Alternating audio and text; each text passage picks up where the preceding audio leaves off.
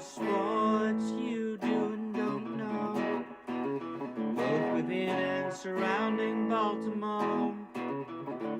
Don't ask him about preseason games, oh no, stuffing things in Griffin Basso. Despite it being on the internet, he can call it what he wants, so Glenn Clark Radio, Glenn Clark Radio, Glenn Clark Radio.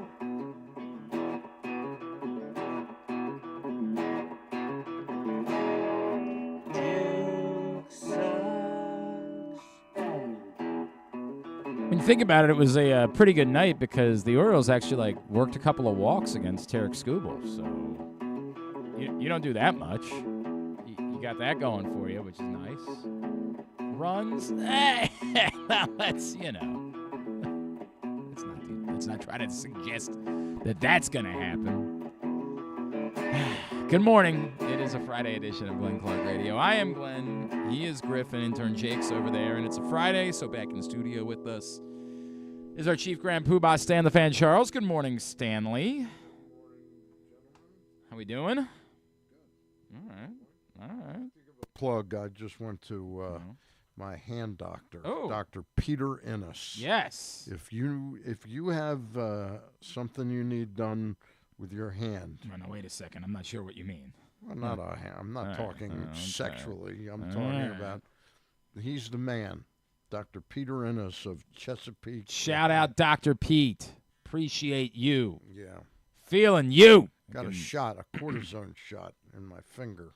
Oh. Yeah. All right. Well, and you feeling good? So far, so I mean, good. that's feeling good anyway. I know there's other maladies that can creep in. I had a feeling this one was gonna, because it was in the joint. I've had them before for trigger finger. Okay. Do you know what trigger? I've finger? heard of trigger finger. Yeah, I've had several cases of that, but this was from this car accident I had, and Still dealing. it was with on that. the side of the finger, like in there. Didn't- But All we right. were, but we got. He was using this What are we icing. doing? What are we doing? Why He was is using what- this icing spray. Well, that's And cool, that's I what guess, the if old that works. that's what Yeah. the old trainers used to Alright. use when they came out on the If that- field. If that works. They don't use it anymore though. A lot to do on the program today. We will talk more Orioles. They take on the Angels this week. And our old buddy Mark Gubicza, Angels color analyst, one of our favorites, is going to check in with us. NBA Finals continue tonight. And we'll talk NBA Finals with Quinn Buckner at 11:40. Indiana Pacers color analyst will join us a little bit later on as they've got a 2-1 lead in the NBA Finals, a chance to take a commanding series lead. And then also this morning we're going to catch up with Mark Kriegel, who is the author of many books, most recently Baddest Man, The Making of Mike Tyson. I'm like 30 chapters into it, and I still have a ways to go, because it is a hefty read, but it is incredibly compelling. Mark Kriegel, longtime sports writer, will join us a little bit later on in the morning. Was he the as well. boxer, Mike Tyson? Mike Tyson? No, just a guy. Just a guy. Just a guy Just that a was guy off wandering. the around. street. There was a kid that I went to elementary school with named Mike Tyson, and we had a lot of fun with that. We had a lot of fun with the Mike Tyson that I went to elementary What, school you with. used to beat him up? Exactly right. We just Yeah. pulverize him. Like, Yeah. show me. I thought you could fight. I thought you were a knockout artist. That's not the way that it went. All right. So, yeah, obviously the Orioles mustered nothing against Tyrese Haliburton last night, and their woes against left-handed I pitchers. believe Dylan Carlson had 2 hits off Skubal, and then Yeah. Right. How many runs did they get off of Tyrese Haliburton? how many runs did donut. other teams get off of him? Right. I understand. I'm just you're making it seem like I said something incorrect. Well, Dylan Carlson, And again, I believe Gunnar got a hit as well. What did they do? This number, and I get that not every left-handed pitcher is made equal, and Tyrese Haliburton is even better. But the number that was shared by Jacob Calvin-Meyer of the Baltimore Sun that just hit me in the face. Gobsmacked you. The Orioles overall are 3-14 against lefties this year. Like, okay, yeah, they haven't been very good. But by OPS, the worst teams in baseball history Wow. against left-handed pitchers. The Orioles currently have a 553 OPS against left-handed pitchers. That's not good. That would rank them where among – he only gave us 7. 7. The 7 The worst. 7 worst all-time OPSs for a team against left-handed pitching within a season. I'm going to guess the next to last. Next to last. Yeah. Should have gone one more. Wow. Last. Dead last. The previous worst was the 1963 Colt 45s with a 565 OPS. The Orioles Well, come on, that was a. are 12 points below what would be the worst. So we're blowing them out of the water. Yes, that's a great point. Thank you. That's if you're gonna do something, do it well. That's what they always say. Number one with a bullet. at Well, the but moment. but they got Jordan Westberg back. They do have and Jordan Westberg and when He had a long Tyler fly ball O'Neill yesterday. gets True, back, that's a great point. That'll and Gary Sanchez, Those when will- they get back, those will legally speaking be players on the roster. You are right about that, Stan. yeah. Until Tyler O'Neill's gone again. That's the way that It sounds like from Luke Jackson sent me a text the other day that his rehab now or his reconditioning has been shut down For or O'Neal? something like Yeah. that. Oh, I didn't even see that. Oh, my Oh, God. yeah. He has not been in the Norfolk lineup the last 2 nights. Why not? Why not? Well, hey man, things happen. Things happen. So alas, here we are. The Orioles to lose 2 out of 3 to the Tigers, and after winning 6 straight games, going into last weekend, they've now lost 4 out of their last 6, and have kind of given back any of the good feelings that were had ahead of that. And it's like I said about losing 2 out of you can lose 2 out of 3 on the road. You're going to lose to Tarek Skubal. The problem is when the math is as unfortunate as the math is for the Baltimore Orioles, they don't have the luxury of just saying, well, this happens sometimes. The path back doesn't work this way. And the reality is there's probably not a path back. Like, that's just the reality of the circumstance that faced this team, is that the likelihood of there being a path back is not just slim to none. It's like none plus a decimal point to none. It's that unlikely, the path back, but they move along. Stan, a couple things I'm going to run by you this morning. Ken Rosenthal wrote a column the other day for The Athletic, and as I say, unlike when some guy wrote something for MLB Trade Rumors the other day that suggested that the Orioles were going to trade Adley Rutschman, which was utter and complete nonsense. It was not Derek Bungen. Thank you. I appreciate you getting to the bottom of that. Jay Moore. I still don't know who this person was. When Ken Rosenthal writes something, it tends to be that he knows what he's talking about. He tends to be incredibly well-sourced and have gotten it from, somewhere legitimate. That's the way that it tends to work. He doesn't shoot from the hip. No, he doesn't just throw S against the wall to see if it sticks. So Ken I Rosenthal... mean, the way we do. Oh, we've been doing that. In fact, that's going to be the next thing we do on TikTok is just Stan and I throwing feces against the wall. You didn't know that was No, I didn't know that was the plan. Well, I meant Jack. I thought you were in charge of procuring the exterior wall? the feces. I thought that didn't I tell you that was part of your assignment yesterday? Poop on the wall? Yeah. Well, hey, look, man. I'm not cleaning it, right? See if it sticks. There was one throwaway comment within this comment. He was diving into what the Orioles could end up doing at the deadline. Right. And he ultimately just kind of threw this in there as the column went on. He said, at the moment, the Orioles' rotation options for 26 include Grayson Rodriguez, if he ever gets healthy, Cade Povich, Dean Kramer, Trevor Rogers, and 2 pitchers who could return from elbow surgeries in the second half, Kyle Bradish and Tyler Wells. In other words, Elias will be in the same spot he was last offseason, needing to add at least one top-of-the-rotation type. Don't disagree. Mm-hmm. But then he throws in this sort of caveat. Assuming he is still GM, Right. he cannot afford to miss again. Right. And what I can't read from that is whether that's Ken Rosenthal just covering himself in any way because, look, man, there could be a meteor shower. We could all be dead, there could be, or whether it's him suggesting that in the conversations that I've had, I'm not certain whether or not Mike Elias is definitely still going to be the GM at the end of the year.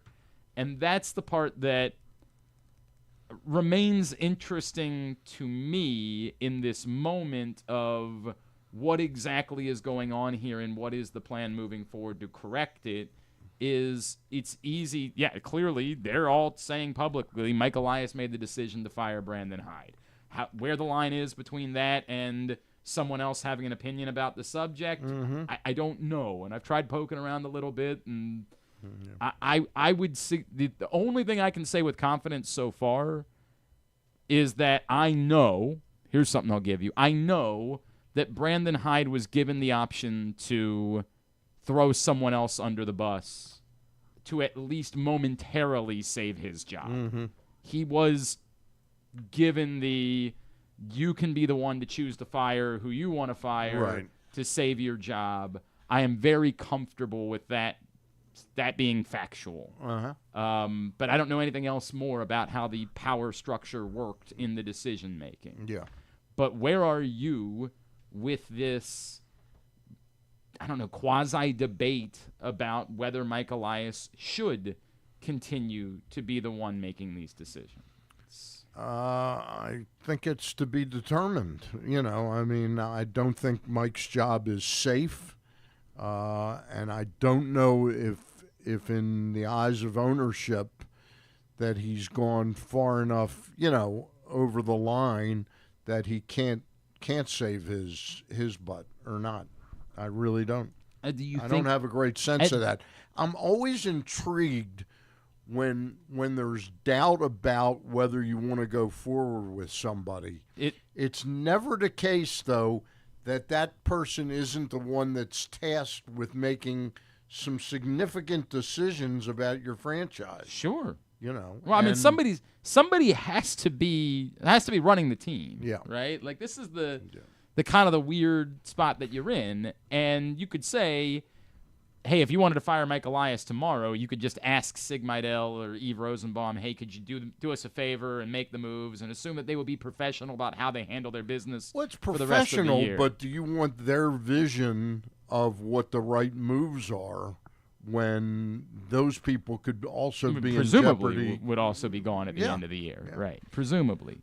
And again, I'll tell you something about this team, and it's really since Peter Angelo's purchased the team, they have never had a significant front person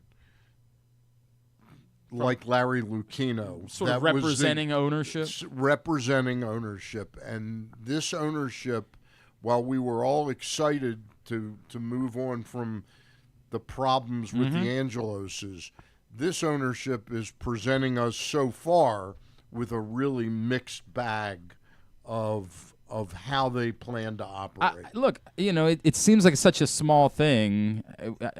When they fired Brandon Hyde, should there have been an ownership? We all piled on Mike Elias for waiting 4 days to talk after firing Brandon Hyde, and truthfully, rightfully so, right? Like, rightfully so. Somebody should have been. There's no real justification for this whatsoever, and then it goes into a territory where some people say, "Why do you think you deserve that?" Now, it's not about me. Right. It's that the fan base. Correct, and the players don't deserve to have to be in there answering questions about something they had nothing to do with. Right. Because those stories are going to be written, and you have to talk to somebody. They deserve to have the person who made the decision or the persons be the one to step in and say, hey, talk to me. Right. This has nothing to – Cedric Mullins has nothing to do with why Brandon Hyde was fired. Right. That's the biggest issue there, is that the players shouldn't have to be the ones. So Brandon Hyde deserved every ounce of criticism, and it should have been in Baltimore. It shouldn't have happened in Milwaukee, where there was less of the media available. If he couldn't do it for that time, it should have happened on Zoom, where everybody could have talked to him instead of the couple of reporters that go on the road with the team. Agreed. Every ounce of that was a miss, and reminiscent of Mike Elias's missteps in the aftermath of the 2020 trade deadline, where he put his foot in his mouth and said, well, this team can't win, and then had to fly down to Texas to go in front of the team and be like, I screwed up there. Yeah. I said the wrong thing. I think it speaks to some of Mike Elias's own kind of public awkwardness at times that these things happen, that there's not a thought of, I better make sure I get out in front of this. Right. But to the point, and as I wrote about a couple weeks ago at PressBoxOnline.com, it's not wrong to say that ownership should also be represented in these like when something's going on, when things aren't going the way that you want it to go, even if it's just lip service, even if it means nothing tangibly, to have someone step in and say, this isn't okay. We know this isn't okay. We recognize that. And we are going to do everything in our power to fix it. It's the smallest thing that anyone involved in ownership can do. To step up and say, we know this wasn't the way things were supposed to go this year. Yeah. And we are hell-bent on making sure that we get it fixed. And I acknowledge that part of it, to your point, might be they don't know it might very well be that David Rubenstein and his team have not made a decision yet about whether Mike Elias is going to be given the opportunity to see this I think that's through. pretty obvious that they haven't, and Mike is feeling a pressure that there was no pressure on Mike Elias when he took this job. Not at all, right. In other words, he had a 3-year runway of, are we really going to examine whether Tanner Scott trade was a good trade or not? People it wasn't a good that. trade, but I get exactly. it. I get it. But it was all part of the right. rebuild. But the pressure ratcheted up, and it probably ratcheted up a little faster than people thought, because I think we felt this was going to be a 5-year thing before we were good, and we were like 3.5 years to 4 years in, and then the team suddenly got good, and we had an expectation, well, this is only going to get better from here. 100%. And then there was the complication of the ownership change, yeah, right? Like, yeah. and you do acknowledge that that's a complication on multiple levels, because the way that you were doing business up into that point, again, my gut from the conversations that I've had is that Mike Elias was very comfortable with the way that the Angeloses did business. That this is kind of because it gave him an incredible amount of freedom in every sense, except that he couldn't go out and spend money. But the sense that I've gotten, the more people that I've talked to about Mike Elias, is that in his heart of hearts, he doesn't want to just go wildly spend money. That it's almost like the art of being a general manager is sort of stripped away when you just go out and spend money. Like, that's not really a skill. That doesn't really prove what you're capable of doing. Yeah. To me, the art of being a general manager is proving that you can do more with less. And I'm not – there are people that suggested that Mike Elias would never spend money. I don't think that's the case either, but I do think that there is something to be said for he doesn't really just want to be, Brian Cashman in the heyday of the Yankees. Right. Like, in his mind, he wants to go do things, show a little bit of the art of being a general manager. Now, we can question whether or not that's his strength. Like, at this point, we can have that conversation, but I get the sense that that's what he would like I to liken it, and you and I have talked before, both on the air and off the air. I liken Mike Elias' skill set to a golfer that can drive the hell out of the ball, but the game is really determined by how your closer your short game. And so far, he has been somewhat lacking, there's no doubt about mildly it. put. Yeah. And so, as I've said a couple of times, to me, I don't know how you could judge the rest of the season. This is sort of the weird spot that I'm in with Mike Elias and whatever decision there is to be made. If you're judging it based on like how the rest of the season goes, then I think you might as well go ahead and fire him now. Like, I just don't see a path forward where what is it that's going to change? Presumably the only thing that's going to change is how he handles either the team suddenly wins 16 out of 20 games and is over 500. Would that put them? Oh, no, that's crazy. We started doing some of that math yesterday. How much a streak an insane streak they could go on and still not be at 500. Well, the one thing I'll say about this season, and I know you're right that the percentage chances of them coming back, look, they're not going to win the division, but they're only 8 games out of out of a playoff spot, maybe 9. But the thing is, look at the Minnesota Twins. Mm-hmm. What did they win in a row? 13 or 14 games in a right, row. Yeah. And then the water's settled now, and they're like 4. They've suddenly hit a bump in the road again. They're like 4 games over 500. Yeah. Mm-hmm. Seattle, as good as they were 2 weeks ago when we went in there, they are under 500 now. Yep. Seattle. So the level of play, you take the Tigers and the Yankees out of it. Does any team really scare you that we can't beat them head to head? It's scare you. It's. I understand exactly what you're saying. Yeah. It's that you still have to prove that you can go beat teams, and that's the difficult well, part. Look, losing 2 out of 3 to the Tigers was pretty much expected. Well, you're going to lose one to of the Tarek games Skubal. is Skubal. The game you needed to win Tuesday. You absolutely had to win the game on Tuesday. Right. And they didn't do that. Right. But what they really had to do was win 2 out of 3 at least in Sacramento. Yes. West Sac. Correct. And they didn't. And that set them back on their heels. But I still see enough optimism with Westberg back and Mullins back. And I'm not bullish on the team, but I'm not as down as everybody is on the team. I think they're a huge disappointment. There's no question they're about it. They're a massive disappointment. I guess where I'm at is more like what I'm interested in really is less to do with wins and losses. Like I'm written off the idea that this team is going to matter. It's more about is what we've seen in a short 2 weeks now, well, not quite 2 weeks from Adley Rutschman. Is that really a sign of Adley? Like those are the things that are interesting to me. If you can get to the end of the year and Adley Rutschman looks like Adley Rutschman and Gunnar Henderson looks like Gunnar Henderson and you finish 10 games under 500, I'm going to still feel okay big picture about where you are. Agreed.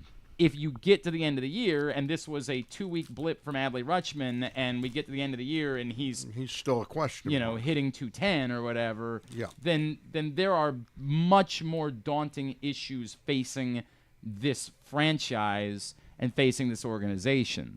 My Mike Elias take has remained, I'm not calling for Mike Elias to be fired. One, that's not something that I typically do, but beyond that, I think Mike Elias, the moment should be for the organization is the recognition of we've given Mike Elias too much rope. And not that I want ownership to meddle in a traditional way, but I want there to be a pullback of. I've now had. I'm going to keep adding to this list. Jake Mintz from Yahoo Sports was on with us the other day and added to the list. I've had multiple people that know Skip Schumacher personally tell me they don't think Skip Schumacher would be the manager of the Orioles because they don't think he would work with Mike Elias. Agreed. And that, to me, is a problem. If I'm the owner of the Baltimore Orioles or involved with the ownership group of the Baltimore Orioles, right. If that's the reality, then the general manager has to go. It can't be that you are costing us the opportunity to get the best candidate's manager because they won't work with you because you haven't done enough to prove that you're the difference maker, that you're the one that we can overcome everything else. If we have a lesser manager, no problem. We've got Mike Elias. And I don't know who that would be as a general manager. I don't know if there is a general manager in baseball that I bet if you were interested in Skip Schumacher, how about Kim Ng? That's been brought up by a few people, the idea of partnering them together in Baltimore. And I wouldn't be opposed to that. Yeah. But I'm also not running Mike Elias out of town. To me, this would be the moment. If I am interested in Skip Schumacher, and Skip Schumacher really did say, no disrespect, it might, because as I pointed out before, it might very well be that Skip Schumacher's he's just going to take the job in Texas because he knows that Bruce Bochy is going to retire at the end of the year. Mm-hmm. And so this is kind of a moot point. But let's just say hypothetically that you're he working with the Rangers now? Yes, he's an advisor for the Rangers. Yeah. And a lot of people seem to think there might be a wink-wink. Like, hey, you're here because Boch is going to retire, but Bruce Bochy hasn't said, like, this is it. We don't know when that would be. So if Bruce Bochy intends to manage for another couple of years, then presumably you should be able to poach Skip Schumacher away. Right. So if you're involved in ownership and you said to Mike Elias, hey, did you reach out to Skip Schumacher yet? A lot of people around baseball telling me that's the guy. Right. And Mike Elias said, yeah, it's not really a fit here. The next thing I would want to know is, why is he not a fit? yeah, why would he not be a fit? And I would like to have a phone call with him to figure out if I could change whether or not he's a fit. And if you get on the phone with Skip Schumacher and Skip Schumacher says, there's just no way, I'm not working with that guy. Right. Like he wants me to be a puppet. Right. I'm not going to be his puppet. I'm a manager. I'm a respected, accomplished manager, and I want to work collaboratively. Then the next conversation I would have would be, Mike, you can be here. You can be a part of this. Right. If This you're is willing, going to be a collaborative if effort. you're willing to cede an amount of power, if Right. you're willing to say, I understand there has to be more give and take in every level of this organization. Yeah. And if he understands that, then I've got no issue with Mike Elias continuing to be the general manager. Yeah. But if Mike Elias says that's not how I do things, that's not, I have no interest in that, then I would say then we've reached our breaking point. And it's not just about Skip Schumacher.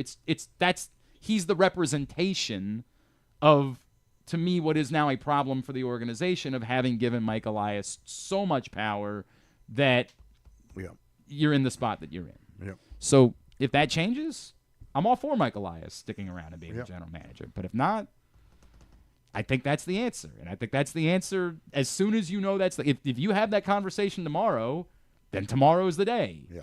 And if he says, I got to think about it for a little while, I got to see what that would look like, whatever that would be. It all comes back to me down to what I described. They need a person between ownership and management, ownership and the on-field stuff.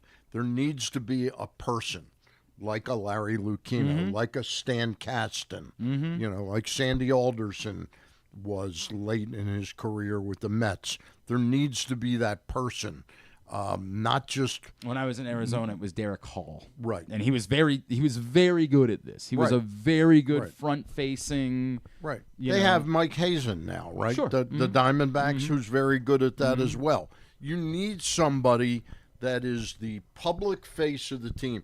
David Rubenstein, aside from throwing the hats out and doing our interview with us and showing up at the ballpark, Bobblehead, and don't forget glad the handing and stuff like that, he doesn't want to be the guy. He doesn't. He's got bigger fish to fry. Yeah, and Michael Arrighetti really shouldn't be that guy right now, and because he's not the owner of the team, the principal owner of the team, and they need a guy that should be the front person of the team. And I think until they get that, they're going to tread water in a weird way.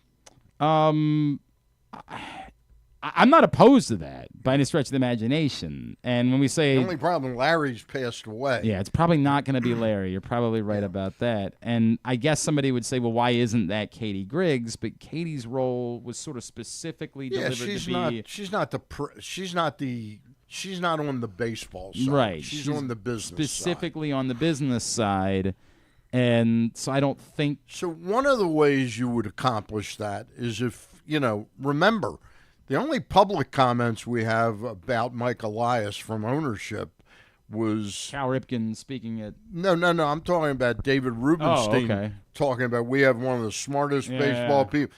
One of the ways you do it is if you really think Mike is smart, is you boot him upstairs and he becomes that guy. Let him represent ownership. And then then he hires a general manager. Like the way Mark Shapiro runs the. But I guess my question would be: is he just going to hire a general manager that's sort of like him, and you're just? Well, it changes a little bit because that person's interests are a little bit different. I don't think it's going to play out that way here, but I'm just saying it's been done before. Sure, there is that path forward. In the meantime, they'll continue to play baseball games. We'll continue to monitor what it is they're going to do ahead of the deadline, and.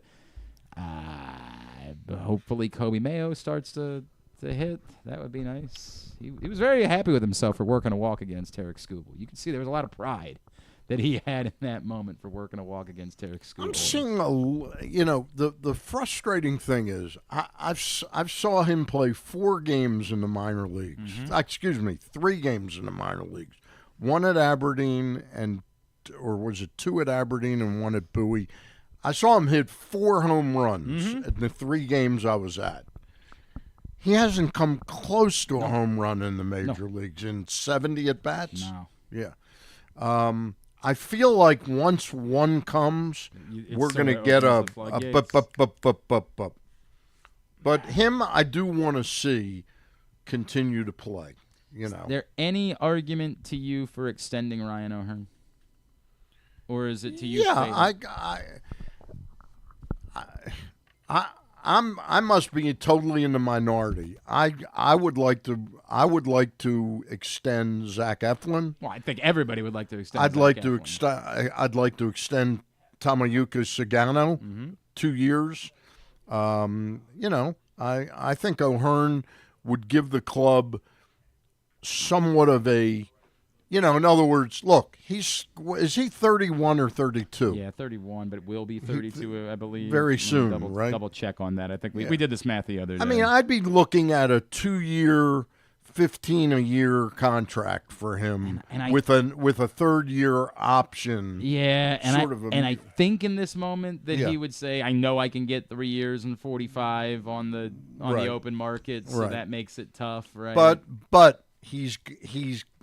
It's the only place he's had success in the major leagues. There's something to be said for that. Yeah, there's no doubt about it. Maybe he fights back and says, "Give me 2 years at 16 a year, and the 3rd year we'll make a mutual option or something like that." I don't know, but with a $4 million buyout or something. I like the idea of it, and then I find myself saying, right, but. You're just going to have to pay that to somebody else. I agree with that, but it's also that I'm torn because if Kobe Mayo is going to be your first baseman, right, and you're going to need if Basayo and Rutschman are going to have to find at bats when they're not catching, right? I start having that conversation of. The only thing is O'Hearn is he's adaptable. He can play a decent outfield. At the moment, he's a dramatically better right field option than Heston Kjerstad is, but that's not a bar that Well, it's not a real high bar. It's not a very high bar. That's where we are. Stan the Fan is here. It is a Friday edition of Glenn Clark Radio. Today's show is brought to you by the Maryland 5-Star, which is back. 2025 Maryland 5-Star, the 5th Maryland 5-Star. It's hard to believe it's already the 5th. It's really it's been an amazing rise to becoming such an important part of our sporting calendar here in the state of Maryland. And again, I point out this year, there's no, on the Sunday, there's no Raven That's game. right. It's a perfect day to get up, and it's not just the Triple Crown of Equestrian. It's also the Corgi Cup and the Food and Wine Festival and everything that you love about the Maryland 5-Star. If you haven't been yet, you need to start making your plans now. Tickets are great on shopping. Yep. Great shopping. 100%. Maryland5star.us. Of course, I can't afford anything, but it's great shopping. You say that. I actually wandered around because it's entire the arena for the show jumping. Yeah. And dressage, the shopping sort of goes around the entire perimeter of the arena that they set up for it. Right. And I was back there, and I was just like, my wife would love this. I was in this moment where I was like, I wish. Yeah, but the husband would not love it. Well, yeah, there's that. But I had that, I wish I was the type of person that was capable of doing my holiday shopping in October. I wish I could be like, I'm going to do that, and I'm going to check that, but it's not who I am as a human being. If you missed the hockey last night, it was unbelievable. I did not miss it. It was. I'll tell you what I legitimately did is when it got to 3-0 at the end of the first. After the Orioles game was over, I flip over to the hockey. Panthers score again. 2 up. Yeah, they're up 3-0 at the end of the first period, and I say, "Well, I guess this is going to be a rout. I'm good." And I don't even remember. I think Mrs. Clark asked if we could watch the previous night's episode of MasterChef. And so that was a good where a very controversial decision of who to send home. I think there was a worse one. I was a little bit surprised that they sent home Kevin and Trey. I don't know about. How far spoiler, would you sorry. make it if you were a master? Oh no, I wouldn't. The I Master wouldn't Chef. make it. That's who's the host. That's Gordon Ramsay. Gordon Yeah, Ramsay. of course. Yeah. Gordon Ramsay's in charge of that. He has a little bit of a temper. Yeah, you know what's funny? In comparison to his other shows, Maybe he should manage the baseball. Calms he it down really on tamps it down MasterChef. on MasterChef. It's very strange. I don't know why that is. But anyway, we flip over, and I'm like, all right, well, I would have enjoyed watching hockey tonight, but just not happening. And Twitter is what lets me know all of a sudden it's 3-2. And I'm like, well, I guess it's time for me to scramble back and spend a little more time with the hockey. And so I did miss some of the Oilers' comeback, but not all of it. And it's now twice in the series that the home team has scored an empty net goal in the final minute of regulation. Final 20 seconds. They haven't scored an empty net goal. They had an empty net and scored a goal with the extra attacker, only to then lose in overtime with all of the momentum in the building. And I'm sure you weren't the only one to miss, part of that Oilers comeback. And because unlike, ESPN's NBA Finals, in game, between timeout coverage, their intermission report is actually pretty good and catches you up on what you missed. So that was appreciated from TNT. Nice. I was listening to Ed Norris on the way in this morning, who's a hockey guy, aficionado, and he said in the history of the Stanley Cup Finals, there have been 37 teams ahead 3-0 in a game, and they've no team has ever come back. It was wild, man. It was really, and to do it on then the road. When they tied it, when the Panthers tied it, with what, like That's 14 seconds it was left. the same story in Game 2 in Edmonton, where it's not just that you tie it in the closing seconds. You tie it in the closing seconds in a building that is rabid. Right. Like now it's all of the momentum is squarely on the opposite side because you just got this dramatic tying goal. Right. And yet, much like the Panthers got the winner in double overtime in Game 2, the Oilers and Draisaitl get the winner in overtime last night. But he's had 4 OT winners. Draisaitl. Yeah, it's nuts, right? Oh, yeah. It's nuts. It's crazy. We got man. ourselves a series. And is this the first time ever that the same players had 2 overtime game winners in the same finals? Yes, I believe so. yes. I believe that was and one of it's the also the things. most I did it in a single way playoff back run. in I thought in in the the 20s. 40s. Right. I thought that 20s. I thought that was the case. I was playing for the Maple Leafs. I was trying to think of a hockey team that doesn't exist. The Quebec Nordiques. Yeah. Stan Nordiques. The Atlanta legend. Fire. Remember they're the Thrashers. Yeah, the Thrashers. How about the but they Hartford they had a Whalers? team in Atlanta before that. There was a predating the Thrashers. There was a team. An Atlanta How about team the in Hartford Atlanta. Whalers?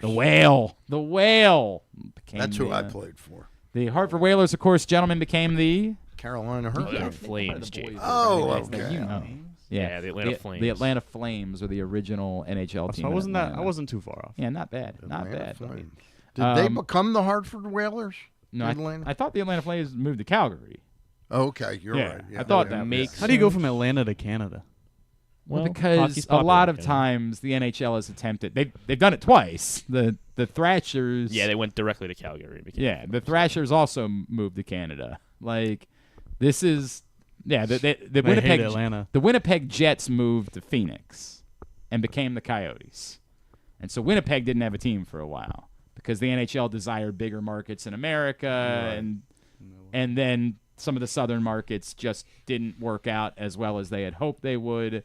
The Atlanta market never worked, and so they said, "Let's go back to Winnipeg." Now there's a team in Minnesota now, There right? is. The Wild. Yes, but that- there was the the North- old team, the the North North Stars Stars. became the They Dallas were one of the Stars. original 6 expansion teams. Yeah, It was after in the Midwest. after there the was- original 6 teams. Right. Then Right. St. Louis and Minnesota, Correct. Pittsburgh and Philly, L.A. and Yep. San Francisco. Yep. This is welcome to Grandpa's Tell Me a Story. It's a new thing we're doing here on GCR. Oh, that's the thing. Some imaging for that one. Yeah, work on that if you don't mind. Let's get caught up. But anyway, sorry. It was unbelievable. The hockey was unbelievable last night. It really has. Other than Game 3, it's been an unbelievable series. Game 3 was a blowout, but everything else in this series. So you're a hockey fan now? I've always been. We've had this He's not a- conversation he's not a 50 sports fan. times. 50 times. You just choose not to listen, Jake. I love hockey. I used You to never love- talk about I it. used to be a rabid Clippers fan. Oh, sure. I Yeah. was Hell a yeah. huge Clippers. I was going to take a break, but we can't do that, can we? I mean, we probably could. This is but- this is the problem I have now because on the screen, I think you I can't told see everybody the I got a time. cracked Oh, wow. screen, And so that's where the clock is, right, on this one. It's purposely the reason why I brought in the other laptop is just so I have a clock here. Should we just bring an alarm clock But next time? it's further away. I guess if we were a real But we need to have studio, it we'd from have, me. like a... Yeah, something like that would be good because I wanted to take a break before Go our first ahead, guest, but that's just not the way it's going to go today. That How happens. did you crack your screen? I didn't. He got mad. I just looked one day and all of a sudden He thought Coco was going to lose, and he went, ugh. Yeah, that's exactly what it was. I doubted Coco. Sounds That's Sounds like you had Sinner in the finals. I didn't. That too, yeah. It was a great weekend of tennis. It was a tremendous. Glenn had weekend of Medvedev. tennis. We haven't talked about that. That was Unbelievable. I mean, it was just everything that you could possibly want as a sports fan. It was phenomenal. All right. I am excited about this, though, because I apologize if you've needed me for the last couple of days because I've been busy reading a book. My wife said yesterday, I want to take the kids to the pool. And I said, enjoy. And she said, they want you to come with us. And so I was like my wife. I just sat on the edge of the pool reading a book. That's how I spent my day. The book is called Bad. Oh, no, this is the other Mark. Yeah, this is the other. Got two marks on today. We got to stop doing this. This happened with John and Johnny. Yeah, you're right. It did. We really got to do a better job of not booking guests with the same name here on GCR because then he makes the call, and I just utterly. That's another thing we need to do. We need to put a board up of what the schedule, what guest at what time, so that I don't have that happen to me. You're right. You're right. The other Mark is joining us now here on GCR. One of our favorites, in fact. I've always enjoyed our conversations over the years with our next guest, of course. Outstanding pitcher himself during his career. Now the color analyst for the Los Angeles Angels. And might I add, one of the most handsome men in the booth. You're not wrong about that. Yeah. That's a fact. Yeah. Angels color analyst as they get ready for a weekend series in Baltimore. Our friend Mark Gubicza is back with us now here on GCR. Mark, it's Glenn, and Stan the Fan Charles is in studio with me on a Friday. It's always great to catch up with you, my friend. Thank you for taking the time for us.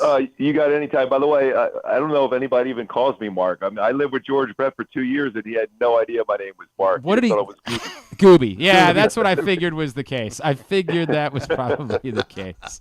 Mark, it's an interesting thing because I would say on the whole, perhaps the Angels have been maybe a bit better than some people had probably expected, but they're still sitting a game under 500, and I don't know how to judge this Angels team because we've kind of been through this. It's felt like such purgatory for such a long time. Is there hope? Is there positive expectations, or is it no? This is about right. This is just kind of what the modern Angels are. Yeah, I mean. It's almost as if, like you're asking me that question, I'm almost thinking about, yeah, I guess you're right, because coming into spring training, I was actually in uniform for about 4 or 5 days in camp in Tempe, and I was looking at the young arms they have and some of the younger players. I'm thinking, this team has a chance of being pretty good. Kind of similar to what you saw a few years ago with what the turnaround for the Orioles was. And then all of a sudden, they start off pretty good, 9-4. Some of the younger guys, like Kyron Paris, had like historic numbers early on. Then they struggled, and then they won 8 in a row, got to 500, and lost 5. So there's still some ups and downs when you have a lot of young players, but I think their bullpen turnaround really over the last maybe about almost a month has been the big reason why this team has played a lot better. It gives them a chance. Their starters generally go at least 6 innings, close to 6 innings every game, and the offense on the road especially has been really dynamic. At home, a lot different, but they played so many road games already this year. After this road trip, they would have played about 42, 44 games on the road already of their first 70-plus games. So that's pretty wild how many games on the road they played. Mark, the bullpen, and I do want to talk about the promotion of Christian Moore and some other things with you, but the bullpen, I've been a huge fan of Reed Detmers for a while.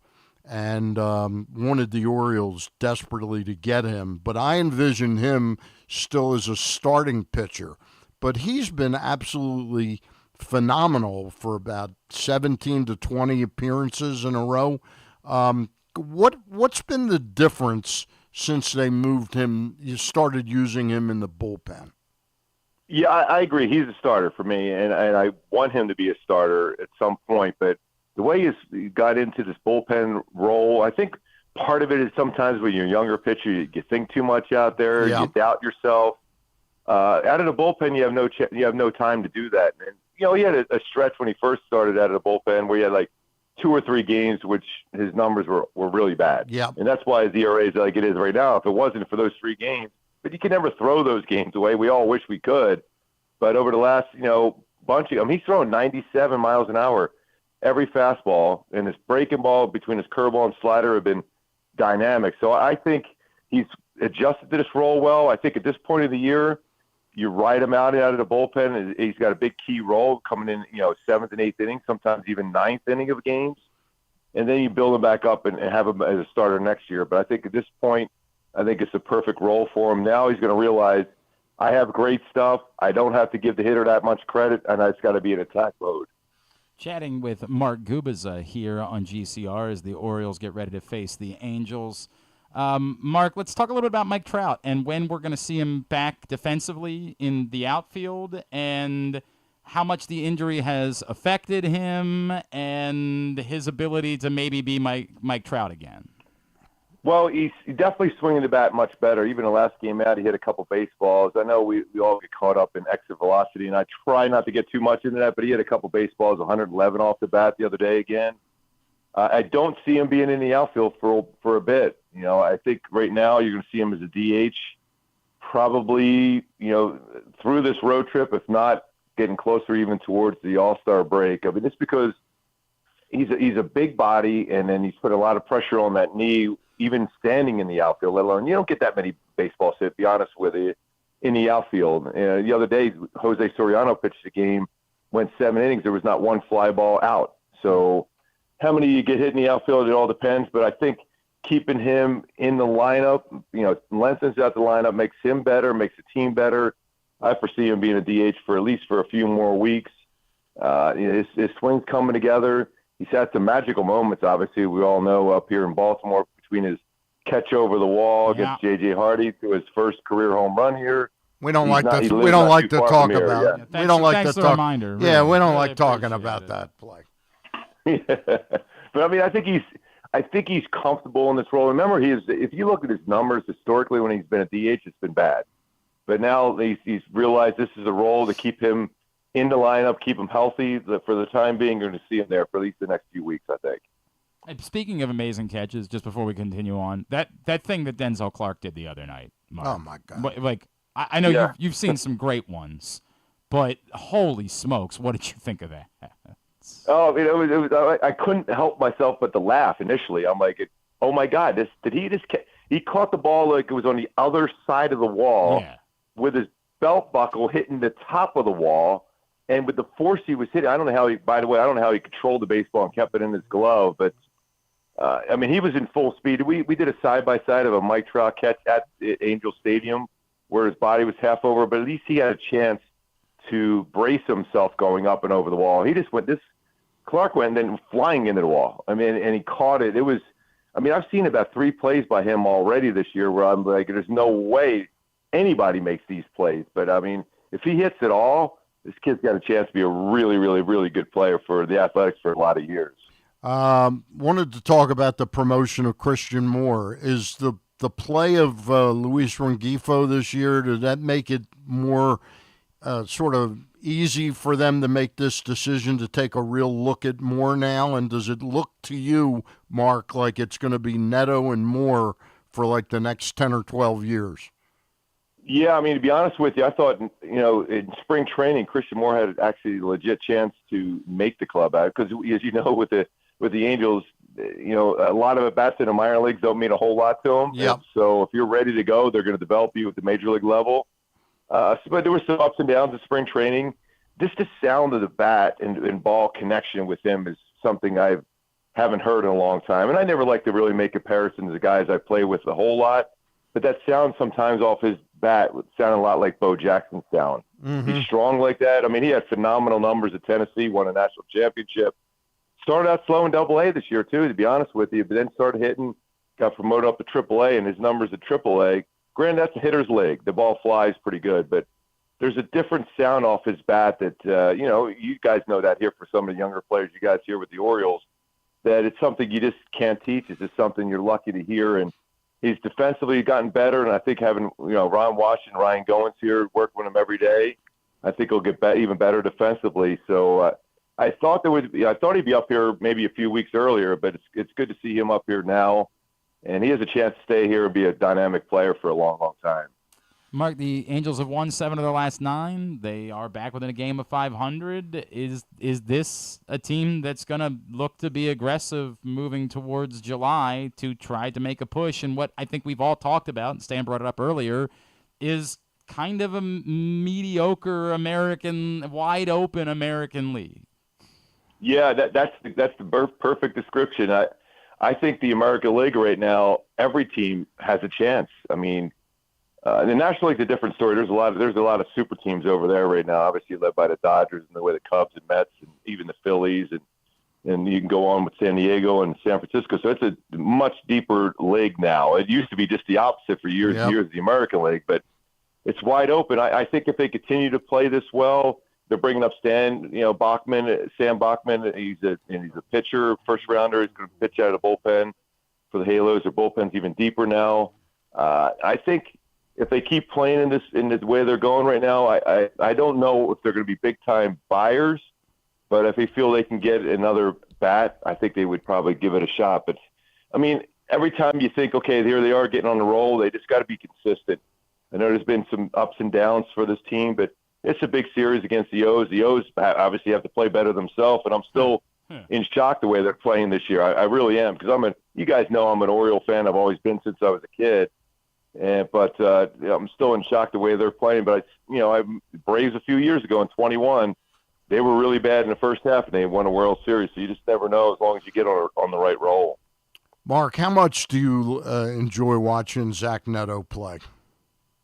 Love it. I mean, he brings energy. I mean, he missed a significant amount of games at the beginning of the season with surgery on his labrum in late off season. He's already in double figures in stolen bases, home runs, and doubles. But I love his defense too. I mean, he's at the top when you think about it. The last 2 years in defensive run saves, he's at the top. He's fearless. He covers a lot of ground. He's one of those kids you just love watching because you could tell he just loves this game. He doesn't feel pressure. You don't think it's a job. He just wants to go out there and play and perform and make his teammates smile and laugh as much as possible. And even us on the media broadcast side, he has us laughing in stitches every single day. So I love the guy. And I'm sure he's not real happy after watching his Florida Panthers lose last night in overtime to Edmonton. But I'll give him some grief about that today at some point.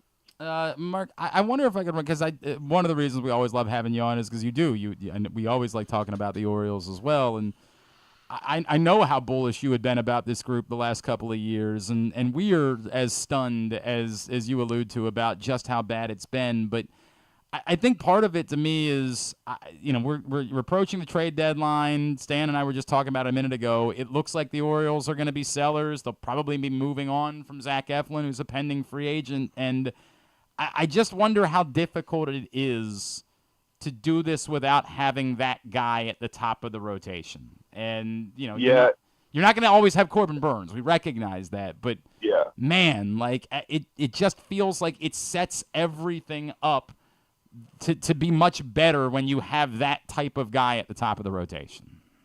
100%. I mean, I always, the thing is, you always think of when people are building franchises and young cores, they always think of position players, and there's nothing wrong with that. These guys will be a foundation, from Gunnar Henderson, all these guys all the way through for a long, long time. But you don't win without starting pitching. You look at the teams, even teams that have had injuries to starters, they still have guys that fill in and have tremendous stuff. When Corbin Burns left, and I know part of it is he wanted to be in the West Coast, but, I mean, I know for a fact that, talking to people, he loved pitching and playing in Baltimore, but you can't expect to outslug teams all the time. And when you have an ace on your staff, you always feel that you're going to win at least one game of a series, and if you battle the other two, you have a chance to win a series every time. So not having that dude there is hard. And you have to have an ace, and obviously we love to have other starters that give you length and quality, innings after that, but having an ace in your staff, not only I think it makes it difficult to win every series. But also on the position player wise, you always feel like you got to hit a 3 or 4 run home run every at bat instead of just being, hey, if we score 1 run, we win a game. That's the thing that makes it difficult for an everyday lineup. Hey, Mark, I've got 2 questions for you before we let you go. You played for 12 years, it looks like, for the Kansas City Royals. You pitched 4 innings for the Anaheim Angels at the time. How did you end up, because you've been broadcasting for them since you retired, haven't you? Yeah. How did it work out that somebody who spent so little time there ended up being a fixture in their broadcast booth?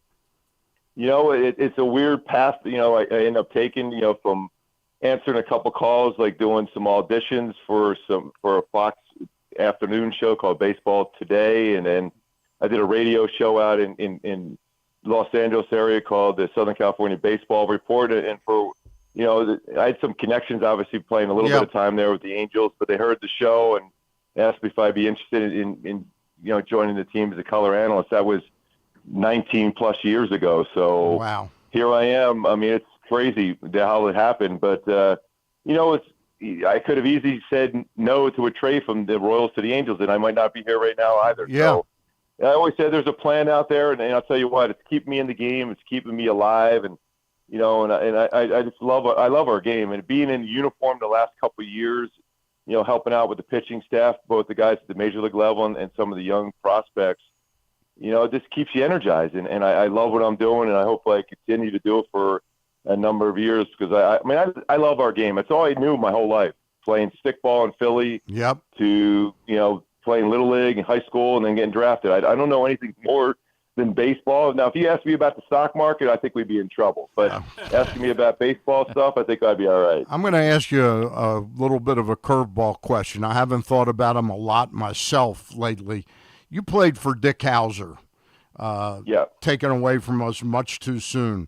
I bet you haven't talked about him recently or anything, but just you got a thought or two about Dick Hauser, what made him so special? Yeah, just as you mentioned his name, I got goosebumps because we just actually were out there in Kansas City. We celebrated our 40th anniversary of our World Series team in '85, and Nancy Hauser was there.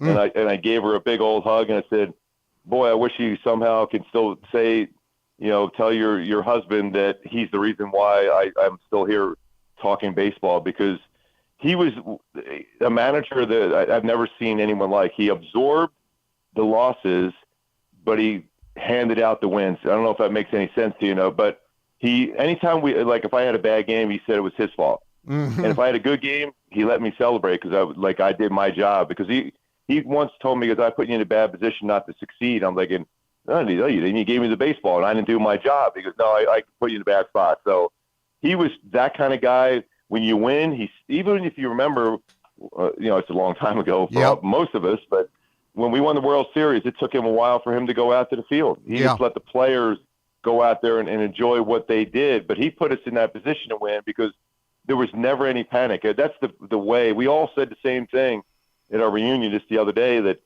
he never panicked. Even when we were 7 games out of the All-Star break that year, we lost a 5-game series against the Yankees right out of the All-Star break. Everyone thought we were done, but we played the Angels at that point 8 times in September. We won 7 of them, and we won our division against them by 1 game. That tells you how there was no panic, and we just knew under him we were going to play our best baseball. Fell behind 3-1 in the playoffs, 3-1 in the World Series. Nobody's ever done that, because every time he walked in the clubhouse, he goes, guys, don't worry about it. We got this thing. And that's it. Never say anything else. That was it. We were perfect. He was a special guy. Special guy. Yeah, Glenn. For sure. Mark Gubicza, it's always great to catch up with you, my friend. Gooby. We're just going to go with that moving forward. If it's good enough for George Brett, it's sure as hell good enough for us. I appreciate it. Yeah, because I like, who's Mark? I never know who that is. Gooby, seriously, you're the best. Always appreciate you taking the time. Enjoy your trip in, and let's talk again real soon, all right? You got it. Anytime, my friends. Mark Gubicza with us here on GCR. Appreciate it hopping on with us here on a Friday. Interesting that I just happened to notice because I pulled him up. Yeah, his number 4 innings. Yeah, right. He pitched with the Angels. He barely even qualifies for the grid. Right. Barely. Yeah, right. Yeah. We come back in. We are going to go around the week that was in the rest of baseball. Hour number 1 of today's show has also been brought to you by County Sports Zone. CountySports.zone is the website. Everything going on in local high school sports. All summer long, they'll be giving you previews of football season, keeping you updated on any news, coaching changes, anything like that. CountySports.zone. Again, proudly sponsored by your local Toyota dealer and buyatoyota.com. Driving in Maryland? Did you know an Easy Pass from DriveEasyMD.com can save you time and money? Of course you did, because you are a thrifty driver. An antenna reads your Easy Pass transponder and automatically deducts the toll from your Easy Pass account. There, you just saved money with Easy Pass, all without slowing or receiving a notice in the mail. Well done, thrifty driver, well done. Get your Easy Pass at DriveEasyMD.com. Baltimore's Classic 5 golf courses make golf fun and affordable. All 5 local courses, Pine Ridge, Mount Pleasant, Forest Park, Carroll Park, and Clifton Park, are challenging and fun for players of all skill levels. Book your tee time today at classic5golf.com. Celebrate 60 years of America's favorite muscle car at Live Casino and win a new Ford Mustang. Earn entries daily and enjoy revved-up specials across our restaurants and bars all June. Cruise in Saturday, June 28th and be one of 25 players to win cool trips, hot prizes, or a new Ford Mustang. Hit the gas at Live Casino at Arundel Mills. Must be 21. Please play responsibly. For help, visit mdgamblinghelp.org or call 1-800-GAMBLER. Gambling can be a fun and entertaining experience, but there are risks involved. If you're planning on betting on the game at the casino or on your phone or computer, know your limit, stay within it. Set a budget and a time to stop. Remember, gambling isn't a financial solution and it doesn't mix well with alcohol or drugs. Know the risks and have a plan before you begin gambling. For free and confidential services, call 1-800-GAMBLER 24/7 or go to helpmygamblingproblem.org. Feeling sluggish, unfocused, or not like yourself? It could be low testosterone. At Game Day Men's Health, we specialize in testosterone replacement therapy to help men boost energy, improve mood, and regain confidence. Our treatments, including testosterone cypionate, are safe, natural, and tailored to fit your lifestyle with weekly injections or pellet therapy. Get started today with a free testosterone test and feel the difference. GameDayMen'sHealth.com. Game Day Men's Health, where men reclaim their game. The latest edition of Press Box is available now, and on the cover, Luke Jackson looks at the long road back from Tommy John surgery for Orioles closer Felix Bautista, as well as Kyle Bradish and Tyler Wells. Also inside, we learn more about new Maryland basketball coach Buzz Williams from the players who have played for him at other stops. Plus, evaluators around baseball chime in on Orioles' top prospect Samuel Basayo. Press Box is available for free at over 500 locations throughout the region, including 60 Royal Farm stores. Or you can read the entire issue online at PressBoxOnline.com. where you can also find great betting advice and the best daily coverage of the Orioles, Ravens, and Terps. Contrary to what some people believe, I actually like this guy when he sleeps. Glenn Clark, talking sports. Holy smokes. Holy smokes. Is that a story we can share? Yeah, you can. Not the exact figure, All right. yeah. Well, that is wild. Stan was just telling me a story off the air. That is really amazing. Let me think about how we. I'd love to hear it. What? I'm working on that. I'm working on how we're going to share it. What I can share is that you guys are back in action on Monday, right?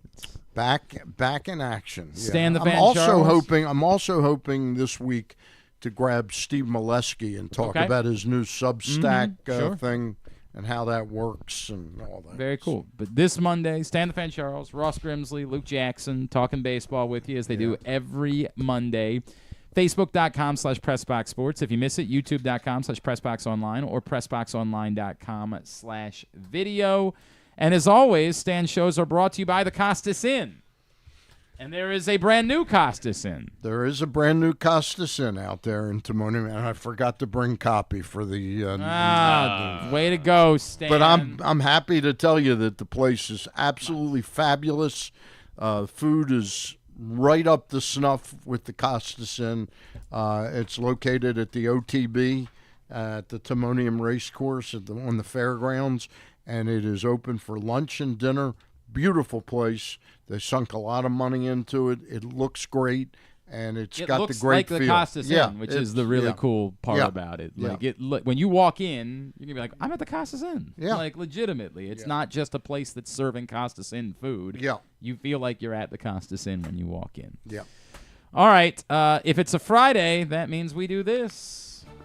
This week In the rest of baseball. This week in the rest of baseball is brought to you by the print issue of Press Box. Stan, do you want to make an announcement? We got a new print issue of Press Box. It's hitting newsstands next week. New issue is out. Should we tell people what's on the cover? I imagine that's what we should do. Why don't you tell them? We have a basketball theme to this new issue of Press Box, as for the first time ever this year, there will be a Baltimore basketball player in the Hall of Fame. That has never happened before. There's also no players that were Baltimore natives that are in the Football Hall of Fame. Of course, why am I blanking? General manager George Young. George Young. Jeez. George Young. I was about to say it too. Yeah, Calvert Hall's own. He used to be a gym teacher at City College. Tough time to be a gym teacher. George Young is in the Football Hall of Fame, but no athlete from Baltimore, no football player from Baltimore. He's a pretty famous baseball player, though. Yes, there's a couple actually that are in the Baseball Hall of Fame, but none in the Pro Football Hall of Fame. And until now, there had not been one in the Basketball Hall of Fame. But of course, that will change later on this summer when Carmelo Anthony is inducted into the Basketball Hall of Fame. And so this month, a bit of a Carmelo Anthony Hall of Fame theme, as we spoke to those that knew Melo best through his time here in Baltimore, his coaches, his teammates, both in the Mount Royal program and at Towson Catholic, and even through to Syracuse. Jim Boeheim spent some time with us for this.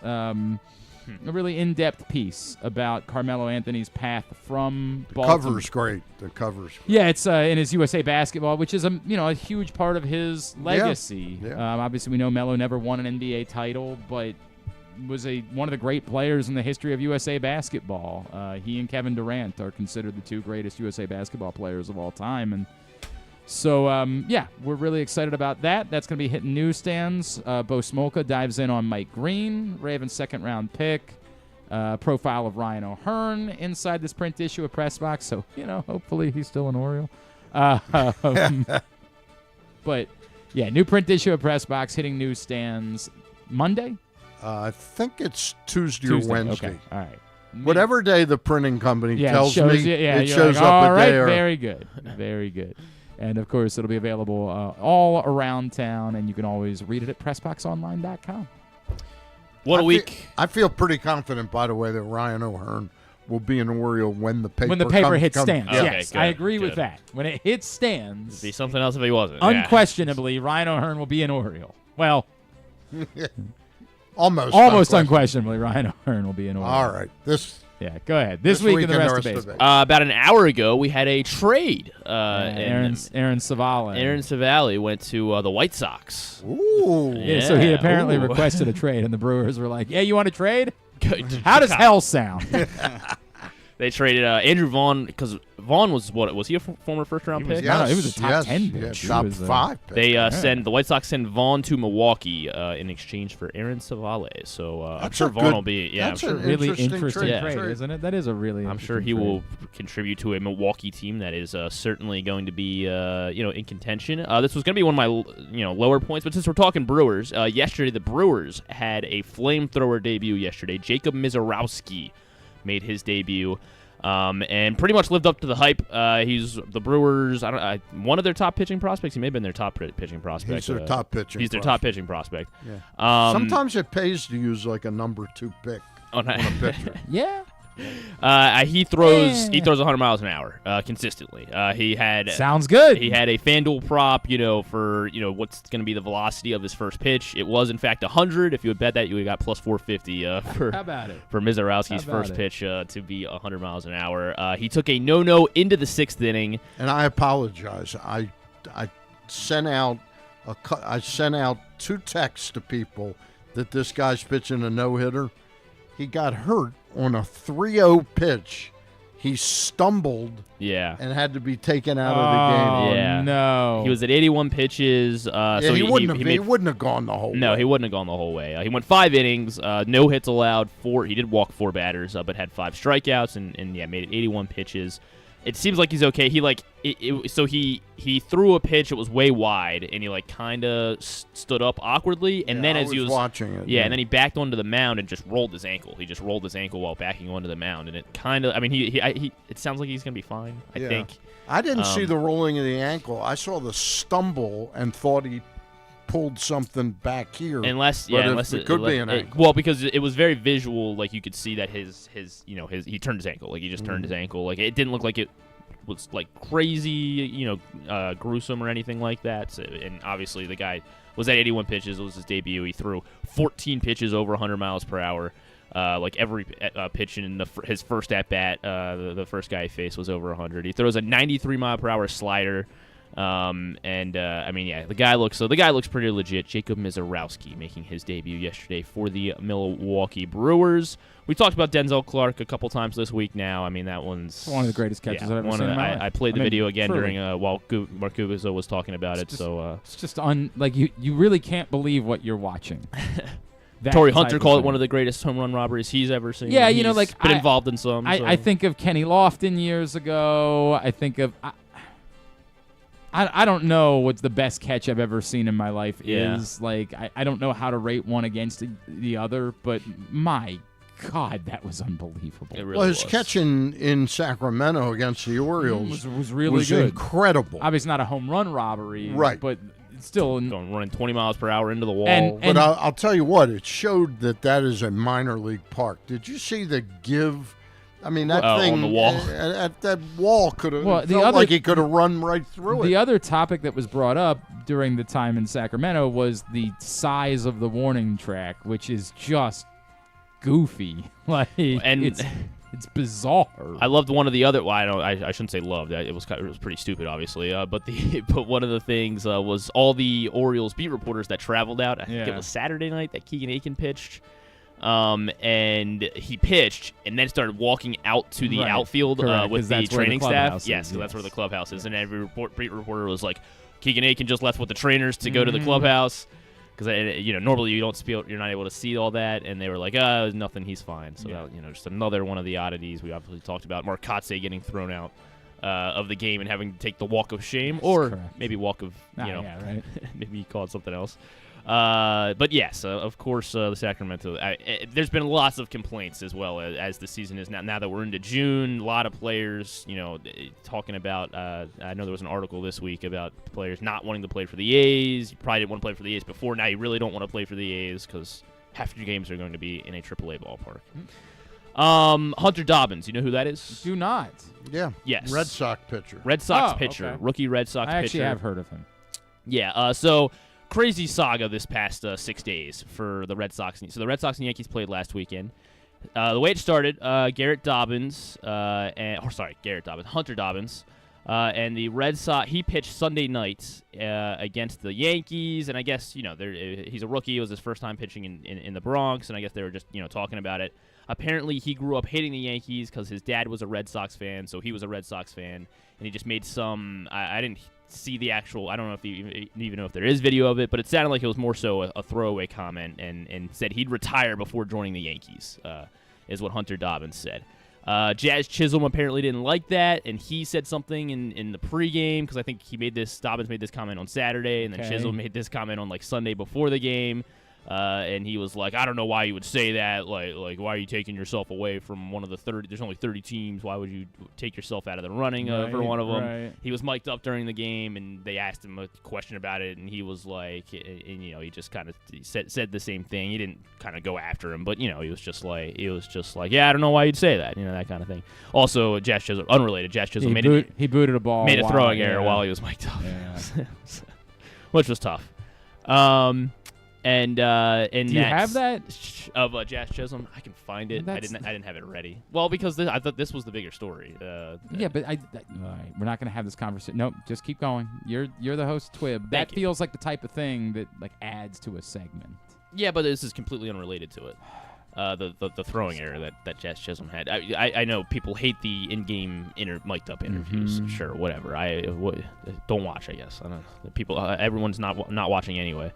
So in that same interview, he was talking about his dad. So his dad's name is Lance Dobbins, and in that interview, he said, "My dad was drafted by the Yankees twice, but he got traded to Arizona, and that his dad was also really good friends with Andy Pettitte." Apparently, none of that was true. What? Yeah. What? I don't know. I'm not again. I don't know if this his dad was telling him this, and so he just relayed what his dad was telling him, and or he made it up. Sounds like Brian Williams. Joel Sherman sourced it out for the New York Post. Apparently, Andy Pettitte has never heard of Lance Dobbins. Oh, that is goofy. Lance was also never drafted by the Yankees once. What he did play a couple years of pro baseball. He played about 2.5 years in the Diamondbacks organization. So he was in the Diamondbacks org. He played a season or two in Albany, and then also a season or two in Mississippi. And So then the case, it sounds like one of the two Dobbins is lying. correct, yeah. One of them is lying. A liar. The New York Post headline was "Wicked Whoopa: Dobbins' hatred of Yankees seemingly built on a series of lies," and that came out Wednesday, Really and bizarre, it's all very bizarre. Really bizarre. So Dobbins pitched to the win on Sunday night. He pitched Sunday night. Let me make something clear here, Glenn Clark here. You go ahead and hate the Yankees, bro. Imagine it's such a very New York thing to be offended by the idea that someone hates the Yankees. My friends, a lot of people hate the Yankees. A lot of them. Not just this person, many, many other people. Is it weird? Do I understand Jazz Chisholm's point that at some point if the Yankees are offering the most money, you're going to want to be I understand what he's saying. But dude, people hate the Yankees. It's kind of part of Americana that people hate the Yankees. I don't know why there's an obsession over it. But yes, it's also weird that they made up this story. All of it's very weird. Yes, it all is very weird. He's scheduled to pitch Saturday night in Fenway, so the Yankees and Red Sox are playing again this weekend, and he's scheduled to pitch Saturday night in Fenway. It's in Fenway. They're not going to boo him. Right, yeah, they're not going to boo him. Yeah. Jack Caglione made his debut last week. The Red Sox then called up Roman Anthony this past weekend. He's obsessed with his very Italian family. That, and then also Red Sox fans have been beefing with Orioles fans. Because on Wednesday, Ramon Urias hit a home run, obviously. The Orioles Twitter account tweets out, "Our Ramon Empire." And apparently, I think that's the Yankees fan or the Red Sox fans were saying, that was their nickname for Roman Anthony. They're calling him the Roman Empire. The Orioles have been doing this since 2021. Since Ramon had started becoming an everyday player, Ramon Urias. Should have trademarked it. They should have trademarked. They should have traded. First of all, it's two different things. Yeah, it's Ramon versus Roman. Yeah, it's Roman, right, and so Red Sox fans have been getting worked up about a lot of seemingly meaningless stuff this week. And then we'll end on this because our next guest is ready to join us. All right. There's another story we do need to talk about, I guess, later. But to end on a high note here, so I'm sure you weren't watching the Cubs game last night. No, I was not watching the Cubs game last night. Marquee Sports Network here. Make that a little bit bigger so we can see it all the way there, Jake. All right, here, I got it. So they were doing a silly bit where they showed the fan of the game on the broadcast, and however. They made the fan of the game. It was right after Seiya Suzuki hit a home run, and instead of making it a fan in the ballpark, Justin Turner was celebrating in the dugout. Oh, I did see this. Yeah, I did see this. This is great. Yeah. And here I'll just play it so everyone can see. But Seiya Suzuki celebrating, and you look down the tunnel, and there's Justin Turner. He's also celebrating. He's just pumping his fist. Yep. That's all he's doing. That's all he's doing. It's great. This is wholesome content. I enjoyed this. Good for Justin Turner. I liked it. That's all he was doing. He was just celebrating with everybody. So I'm glad we got that in. This week in the rest of baseball, thank you very much, Griffin. Now, as I was telling everybody earlier, if you've needed me the last couple of days, I apologize. Because I am 270 pages into this book. And I still got a ways to go. It's called Baddest Man, The Making of Mike Tyson. Joining us this morning, he is the author of this book, the author of many books, longtime veteran sports writer, boxing analyst. He is Mark Kriegel. and he's with us now here on GCR. Mark, it's Glenn and Stan here in Baltimore. It's great to chat with you. Thank you so much for taking a couple of minutes for us this morning. Mark, are you on mute? Can we have you unmute yourself? And then hopefully we'll get that sorted out. Yeah? Still on mute? Hey, there you go. Hey, Mark.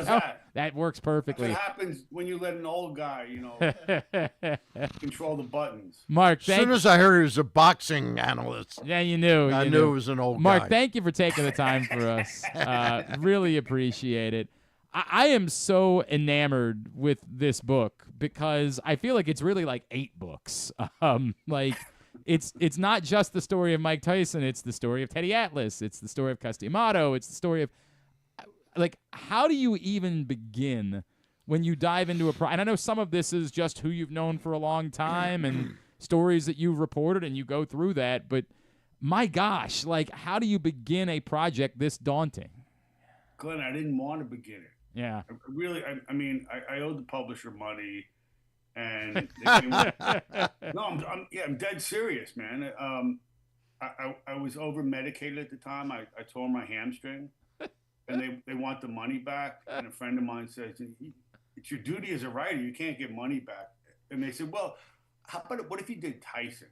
And I swear to you, I'm thinking like what body part would I rather impale than go back to the 90s and the 80s and relive all the crap I wrote about Tyson and who I was. It was not number one on my list. But I started to think about it, and he was really in many ways when there used to be newspaper columns back in the olden days before you had to unmute. He was the designated villain in my column, and not without cause. But I took a look at his life today, and I came across this story of him watching his kid play tennis in Orange County, California. I don't know what you know about California, but it's that had to be the most unlikely destination for him. On top of the fact that the guy was alive, and I guess everyone has his or her different process how you go about these kinds of books. Whatever my pathology, I gotta love the subject or something about the subject. And my problem with it was I didn't like Tyson until I reconsidered him. And I think it's better to judge a guy or anybody by what they've endured. So in the case of Tyson, it's the kind of fame that would kill you, the death of a child, it's booze, it's cocaine, it's boxing itself. Typically the third act of the fighter's life is he's busted out. And that's the classic boxing movie. And Tyson turned all of this stuff upside down. And whether you were a hater like me or an acolyte, and there are plenty of those, or even Tyson himself, as I once asked him, 2012, I watched his one-man show. And I've been beating the hell out of him as long as I had a column. And all of a sudden I'm watching him go through the paces of his life, and I'm choking back tears. And I asked him backstage after, did you ever think you'd be here? Did you ever think you'd get here? And he was then 45. He was 58 now? He goes, no, I never could have imagined that. So if you were, even back in '88 when I was covering cops, and I still, I got my first Tyson assignment, the smart bet with Tyson's mortality was always to take the under. Mm-hmm. And that's where we could all agree. And I'm looking at this guy, and here he is, and there's got to be some virtue in him just surviving, right? It's a really well stated, Mark, because to your point, his desperate desire for a mother that you revisit time and time again throughout the book. I want to pose this question to you because I found myself asking it, and I'm sure that's part of the nature of the book. There is no answer, but nature versus nurture is always something that we discuss when it comes to how did we get here.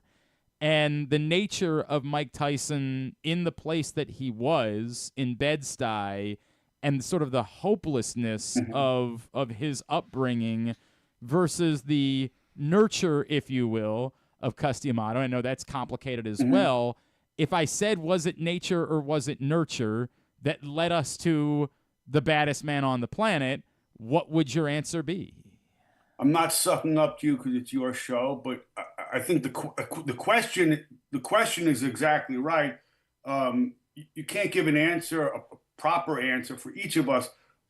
With him, though, like everything else, it's more intense, and I'm not copping out. It's both, and we have this like shorthand for a neighborhood that's impoverished, that ghetto, and like I covered that neighborhood in the '80s as a police reporter, and I went back and did the research. A ghetto to me seems wholly insufficient for how he grew up. I mean, it was a complete dystopia. It was almost like a Mad Max movie. It was complete. You couldn't trust anyone. Everyone's on the take. Everyone's violent. Everyone has a hustle. It's relentless. And Mike has essentially no family. There was a great basketball player who came out of New York many years ago. Again, I'm dating myself. His name is Lloyd Daniels, but he happened to live next door, Lloyd. And I always thought like Lloyd had it tough. His uncles were alcoholic. He was raised by a grandmother. He became addicted, shot, all sorts of stuff like that. And he says to me, Mark, you got to understand, man. He goes, I was lucky. I had family. Mike's family was the street. And you mentioned his mom before, like when his biological father splits, like something in her just gets crushed. And she starts drinking, and that's, to me, and I don't mean to sound like Freud here, but that's the hole he can never really fill. Maybe not until recently in his life, but that's the hole he's always trying to fill. So this is a kid living on the streets, doing felonious things to essentially get by. And he goes, he gets locked up, and he goes upstate, and Cus D'Amato, quote unquote, saves him, which I think that's in large measure true. And here's where the, and I don't know if nurture, I think program may be a better word than nurture. Sure. But so Cus D'Amato has the perfect piece of clay, the perfect DNA, the perfect circumstance to mold this new kind of heavyweight champion. He's angry, he's desperate, he's incredibly talented and physically gifted. I found that Tyson had a half brother, and his family is from the Charlotte area in North Carolina, and his half brother built very similar: big head, big neck, big shoulders, jet engines for legs, and he played ball for Purdue at a time when it was really difficult for a black player to get out of the South. But he went to a Big Ten school, tried to find himself later. But I can see elements of Tyson in his half brother, both physically. I think he led the nation as a sophomore, either kick returns, punt returns, something like that. But both the searching quality and the physicality. But Cus had everything he wanted. And my take on this is that I know there's this beautiful little fable about like the old white dude and the kid he saves from the ghetto. And some of it's true to an extent, but I really think that what D'Amato was asking Tyson was make me live forever. Now you have to have a huge ego to be a fighter, like to get up in the ring essentially naked and fight in front of people. But to me, this is a story that's largely set into motion by the ego of the trainer. And and Tyson pushes back on me when I ask him, and he says, "Well, of course he saved me. What's the matter with you?" And I said, "Yeah, but he's asking you to make him live forever." And he goes, "Well, didn't I?" And he did. I wanted to ask you about the other person that in some way, shape, or form saved Mike, and that was his manager, Jim Jacobs. Mm-hmm. They had a pretty special relationship, And I think we'd all agree, Mark, that the guy who and Tyson did a good job of ruining himself, but Don King really took him for a bath. Would King had Jim Jacobs lived, would King have been able to make inroads and take him from Jacobs and Bill Caton? It's a good question. It's a good question, but ultimately Don was smarter and tougher than anyone in this equation, and that includes Jimmy Jacobs. Okay. I think if he had lived, I have a little bit different take on Jimmy Jacobs. He could be a brilliant guy. He essentially functioned as a relentless PR guy. He was really effective with select press. He was an excellent deal maker. Also protege and a sometime roommate of Cus D'Amato. Mm-hmm.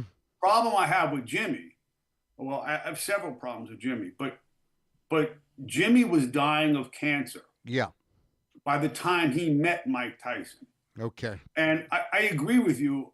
A good bit of Mike's downfall, or his several downfalls, are Mike's fault. Mike is, the idea that Mike isn't culpable in all this. I agree with you. But Jimmy might have told him, "Hey, kid, I'm dying." And when he dies probably at the absolute worst moment, because he has this crazy marriage to Robin Givens that has just and her mother that has just begun. Right. And Jimmy and the money man, Bill Caton, was like not Mr. Personality, march him in to the New York State Athletic Department. Or actually, they're into their offices. It should have been done in the New York State Athletic Commission, and they have him sign all these crazy contracts. And that wasn't kosher either. In my research, I found that Jimmy did things that were probably untoward, going back all the way to Floyd Patterson, which was Cus D'Amato's first youngest heavyweight champion, and an extraordinary accomplishment because, Floyd wasn't much bigger than a middleweight, to tell you the truth. The idea that he won the heavyweight titles does speak to Cus's brilliance, but also his ambition. And, some of the deals, I know that Floyd said later that some of the dealings with Jimmy, were less than on the level. So that's a long answer. And again, I'm saying I don't quite know, but I don't think that Jimmy is sainted. And I think it's too simple just to write off King as like the Satan in here. I mean, there are a lot of satanic things King did. But again, he was smarter, more resourceful, and tougher. I mean, the guys at HBO, for example, and HBO really needed Tyson. They needed Tyson more than they needed Tony Soprano a decade later to lock them up with this crucial, what you guys do, the crucial 18 to 49-year-old male demographic. He's perfect. But Seth Abraham, who ran HBO, really smart guy. He would say, he's a pretty bright guy. King was always 4, 5, 6 steps ahead of me. I didn't even see what he was doing. And this is a really savvy, experienced man in corporate America. The book is Baddest Man, The Making of Mike Tyson. It's available. We're going to link it up on our Twitter account, at Glenn Clark Radio as well. God bless you guys. Mark Kriegel is with us here on GCR. Mark, what's made the book so compelling to me is that, the absurdity of Mike Tyson and his life and his career is one thing, but it also really feels like the book is about the absurdity of the sport that you've covered for so long and you've become so associated with, that's never gotten any less absurd and arguably has somehow gotten even more absurd as the years have gone on. And as you say, you don't want to revisit it. It's almost amazing to me that you've stayed so connected to this sport and you are still so associated with it, but the headaches that come along with it, like the stories that you paint about the HBO people and all of the various handlers and Don King coming in the story, and I don't even remember what the fight. What was the fight where Don King rode in the limo with one fighter coming in and then the other fighter leaving? Like So, this sport is so as dumb. we say in the business, right? True story. So I think it's 1972. Joe Frazier is the heavyweight champion. Joe Frazier is the heavyweight champion, and he's going to fight the rising George Foreman. So King rides over to the fight. It's in Jamaica in Frazier's limo and returns. Sure. And as the fight goes on, and that's the famous fight where Cosell goes down, goes Frazier, down goes Frazier. And Frazier goes down like 10 times, 6 times, I think, something like that, right? But with each knockdown, King moves closer he moves farther away from the Frazier corner and closer to the Foreman corner. And he, of course, leaves in Foreman's limo. And what he liked to say was, I came with the champ and I left with the champ. And that there is Don King. You mentioned something before about the sport. And yeah. I make no bones about it. Like I came, the assignment that was closest to my heart was covering a cop in a housing project in Brownsville, Tyson's neighborhood. Was killed by drug dealers. And I loved covering cops and courts and organized crime. And to me, there's something magnificent about the combat itself, about the sport itself. If you notice that all the other sports are metaphors for what boxing actually is, which is combat. And you could say the same thing about MMA. The difference is boxing has a past that MMA doesn't quite. But boxing to me is like organized crime meets show business. I know it's not great for the fighters, but it's great for the writers like me. Sure. That's well said, and boy, it's laid out in this book. There was 2 things that I wanted to get in, and I'm sorry I've dominated this, Stan. I've just been so compelled by reading Let's this stay book. and get a question. Come I know, right? No, I got one in. I wanted to know, because you kind of allude to it, the fact he's become America's sweetheart, Mike Tyson, right? Like he's become a pop culture figure, almost unimpeachable pop culture figure. And knowing as much of the story as you know, have we whitewashed too much in allowing him to become kind of Miss America in the later portion of his years? Or is it a compelling story of what we should want to give people second chances and to allow people the opportunity to become the person that they always should have been? Look, I think that rooting for him and rooting for the story is perfectly okay. The whitewash question is perfectly legit. I have to say, and I don't want to ruin what's left of the book. For you, but it ends in '88 with the Spinks fight, and that's the high point of his professional career. So I know what I thought then about him being irredeemable. I was wrong. The question is, have we whitewashed too much? I don't think it's too much to want this story to end well, or certainly not tragically, which is where it was headed. I'll give you a better answer. And no BS, I don't mean to cop out, because your questions are really good. I'll give you a better answer of was the whitewash deserved or not at the end of volume 2, if I survive. Yeah, I get it. That part of his life. Again, this is the making of Mike Tyson, this book, and it's really good. Mark, just because we have you, I wanted to run by, it's a compelling local figure. Is Gervonta Davis a great fighter, or has he been greatly packaged? Oh, he should have gone down as a great fighter, but if you look at his resume, I think it's been too risk averse. Right. I was really impressed with what he did to Ryan Garcia, who's a big guy, and he threw the same punch in a sequence 3 times in a row, and Gervonta just took him right out, like all business, really efficient. I think he has great quickness, great power. He gets over, he connects with the audience. But I unfortunately, I think that he's symptomatic of this age in boxing.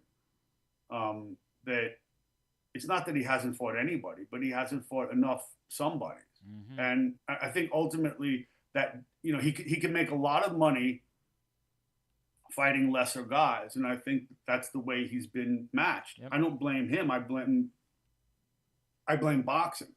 I would have loved to have seen him fight Vasily Lomachenko, right, who is just retired. We're never going to get to see that. We'll never see other fights. But there should have been more dramatic, more epic fights, because I think the guy is an all-time talent. Wow. And he has an all-time look too. So there was something to sell there. The talent is undeniable. I would have liked to have seen him in better fights, just out of respect for him. Mark, speaking of fights that will never occur, who would have won a fight between George Foreman and Larry Holmes? That's the one fight of that era.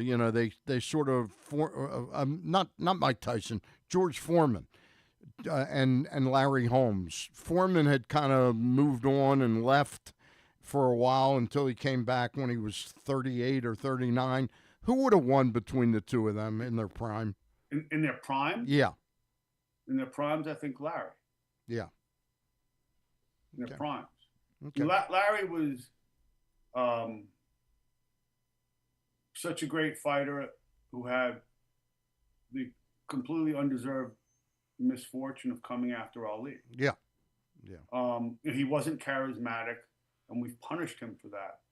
But he had, if not the greatest jab, and second only to Ali, probably maybe better. But God, he was so tough. It was everything you should want in a fighter. Yeah. Didn't duck anyone. Would that have been a great fight? Yeah, I mean, I think so. There times that the times of their primes don't exactly match. Yeah, up. Yeah. I thought that, yeah. I mean, I'd go with Larry. Okay. Mark Kriegel, I can't tell you how much I enjoy this book, man. Thank you, Glenn. Appreciate it's genuine. Like I've really sat down 2 days ago and I've just spun through 270 pages. It is really compelling, man. Hey, I'm sorry for the old man unmute thing. Stop it. The last book he was this excited about was The Art of the Deal by Donald Trump. Get out of here. Get out of here. Mark Kriegel, really enjoyed this conversation. Would love to do this again, man. Thank you so much. Anytime. For Take care. Thank you, Mark. Thanks, fellas. With us here Great in stuff. GCR. I'm telling you, man, this is unreal. Like, and it's a Mike Tyson book, but it's so much more than that. To his point, it's about organized crime, and it's about just the hell. Is King prominent? A lot of Don King in this book. It's an unbelievable book. Yeah. We'll grab a break. We're going to talk about the NBA Finals. Game 4 is coming up tonight. That was a fascinating thing that he said about Seth Abraham, because he's a savvy guy. Got played by Don King. 6 steps ahead of him. There's a lot of that in the book, too. They're two very critical characters. Quinn Buckner, Pacers color analyst, going to join us next. It's Glenn Clark Radio. This August, the PGA Tour's best are coming to Maryland. The 2025 BMW Championship tees off August 12th through 17th at Caves Valley Golf Club in Owings Mills. See the top 50 players battle it out in the penultimate event of the FedEx Cup playoffs. Don't miss your chance to witness world-class golf, fan experiences, and unforgettable moments. Tickets are on sale now at BMWChampionship.com. The BMW Championship, where legends take the lead. Celebrate 60 years of America's favorite muscle car at Live Casino and win a new Ford Mustang. Earn entries daily and enjoy revved-up specials across our restaurants and bars all June. Cruise in Saturday, June 28th and be one of 25 players to win cool trips, hot prizes, or a new Ford Mustang. Hit the gas at Live Casino at Arundel Mills. Must be 21. Please play responsibly. For help, visit mdgamblinghelp.org or call 1-800-GAMBLER.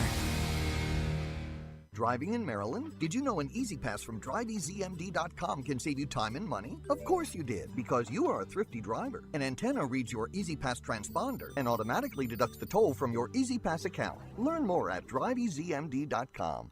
What makes the Costas Inn so special? This is Stan the Fan telling you that it's the people that work for you, cooking and serving. But that menu is also special with a capital S. Soups, salads, the raw bar, pasta dishes, seafood specialties, and entrees like the Costas Combo, steaks, chops, ribs, amazingly delicious meatloaf, and all manner of delicious filling sandwiches including pit beef and turkey and subs. Of course, the steamed crabs are as good as you can get anywhere, and they serve them 12 months a year. The crab cakes are out of this world. Costas is open 7 days a week for lunch and dinner at 4100 North Point Boulevard, and coming soon, very soon, Costas in Timonium at the OTB Parlor at Timonium Racecourse. We'll get you the opening date real soon.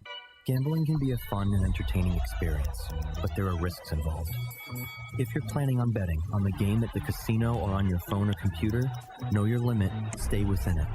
Set a budget and a time to stop. Remember, gambling isn't a financial solution, and it doesn't mix well with alcohol or drugs. Know the risks and have a plan before you begin gambling. For free and confidential services, call 1-800-GAMBLER 24/7 or go to helpmygamblingproblem.org. Want to improve your golf game or learn to play for the first time? The Baltimore Golf Academy has fun, instructional programs for the beginner golfer to everyday players. The Baltimore Golf Academy can take your game to the next level. Enroll today at baltimoregolfacademy.com. Whether your focus is luxury and comfort, convenience and technologically advanced connectivity, or sporty performance and aggressive styling, we've got the perfect Highlander for you. Check out buyatoyota.com for deals on new Highlanders from your local Toyota dealer today. Coming back in here with Glenn and the other guy, Garrett, whatever his name is. You know who they are. All right, back in here on GCR as we continue along here on a Friday edition of the program. Stan the Fan Charles is in studio, and who knew that we were going to be getting to Game 4 of the NBA Finals with the Indiana Pacers up 2-1. Joining us now here on GCR to tell us a little bit more about how we're here and how this might go moving forward, he is Pacers color analyst, Mr. Quinn Buckner, and he's back with us now here on GCR. Quinn, it's Glenn and Stan in Baltimore. It's great to chat with you. You can only imagine how exciting it is to be in Indianapolis right now. No, it's huge to be in Indiana, not just Indianapolis. Sure. This is an exciting time. It's been 25 years since the team went to the finals when Larry Bird was coaching and Reggie Miller and those guys went against Shaq. Unfortunately, lost that one. So it's a lot of excitement in Indiana and Indianapolis because this was the team that brought, I think, a lot of joy from the beginning, not necessarily the beginning, but early on in the season. And it's just continued to build, and you're hoping it's at a crescendo should the Pacers be fortunate enough to win the NBA championship against a very, very good Toronto Thunder team. I mean, Oklahoma City is very, very good, and their record, I think, indicates that. Quinn, the story of the Pacers and the comebacks throughout the course of the playoffs has been well documented, but what we saw in Game 3, a team that indeed did fall behind, obviously, early on in that game, but then for the most part, second quarter on, they were on the front foot. They were the dominant team in that game. Does that start to suggest that perhaps this is the real deal and that this matchup is not as favorable to the Thunder as so many people thought it was coming into the final? Well, I'm not sure that it's favorable or not. What I do think, I know. I've been involved by the grace of God I played in 2, and then I've covered 6 or 7. Yeah. The nature of the playoffs, and particularly the finals, every game is its own chapter. So because you had a good game today does not mean you have a good game tomorrow. What you saw essentially was the bench became more prominent for the Pacers. Both teams are deep, and you've got to worry as much about the others in these kind of scenarios because the stars are going to play good. Tyrese will play good. Siakam will play good. SGA will play good. And Jalen Williams will play reasonably good. But it's the others, is how they come back. They may have a good game one day, but they're not unlike anybody else. The next game, they may not have as good a game, and that may be part of the challenge that, both sides have to go through. But I thought the bench was outstanding for the Pacers. And that's really been kind of the hallmark, if you will, of this team, is that Rick Carlisle's done a terrific job giving these guys the freedom to play without really thinking in a structure that they all can be successful in, but they understand their roles. And I thought the bench, all the bench guys, T.J. McConnell, Obi, Mather, they starred in their roles. And whatever team has the role players star in them inevitably seem to win the game. Quinn, one of the things I've heard talked about in this series is the fact that the Thunder had such an easy time during the regular season. In other words, they just steamrolled opponents. Is there something to the fact that they haven't played enough tough games that this is like sort of a slap in the face to them and they're not handling it well? No, I think they may have gotten that early. I don't think that's the case anymore. I think you go through that if people think it's not, if the Thunder players thought it was going to be like the regular season. As you go through the playoffs, they become much more difficult. Now you're in the finals, it's going to be the most difficult series you play in. Now you may struggle with that game 1 and game 2. After that, it's going to be a high-level, intensity-filled game. And I don't think that it's as much of a factor as others may think, though I do think experience is an important part of what you add to any event or adventure you're in. You got to understand, the Pacers were no more in the NBA Finals than were the Thunder, so there's a learning curve on both sides. So I think both sides have learned the intensity. I think when you watch the game, what you understand if you watch it long enough, and you've been watching as long as I have, the finals are, you got to figure out a way to establish your own will through the course of the game. The officials are not going to be calling anything near the way they do in the regular season. They want to let the players win the game, and I think that's been a learning process for both sides. He is Quinn Buckner, of course, former champ himself at basically every level of basketball, and now Pacers color analyst on TV. Quinn, if I could, right, like, did the Pacers need to learn, like, on the flip side, right, now that they're the team with the 2-1 lead, the pressure's a little bit on that side that you've got a chance to go up 3-1 at home, keep home court advantage. Do we know about how the Pacers are going to handle this side of things going into Game 4? If I did that, I'd have a lottery ticket. Yeah. You didn't? And I don't do the lottery. Yeah. No, you don't know. You really don't, because you got the same issues. These are human beings. I know people think that they're superhuman because they get paid extraordinarily well. They're not. They're people. They're young. They haven't experienced the kind of environment they're in. Pacers are up 2-1, but hey, look, you're going to have a very hungry team coming in Oklahoma City because they know that they've got to win. In order to be successful, the way this generally works in the playoffs, if you've got to win on the road, Oklahoma City's coming with that intensity. And to your point about whether there's some pressure, I guess you could say there would be pressure on the Pacers, but there's going to be pressure throughout the series. What you have to be able to do, and Larry Bird and my wife had this conversation, but this was back when we were playing the Celtics. The essence of it is you've got to be able to make the game the most important thing, but understand it's just a game.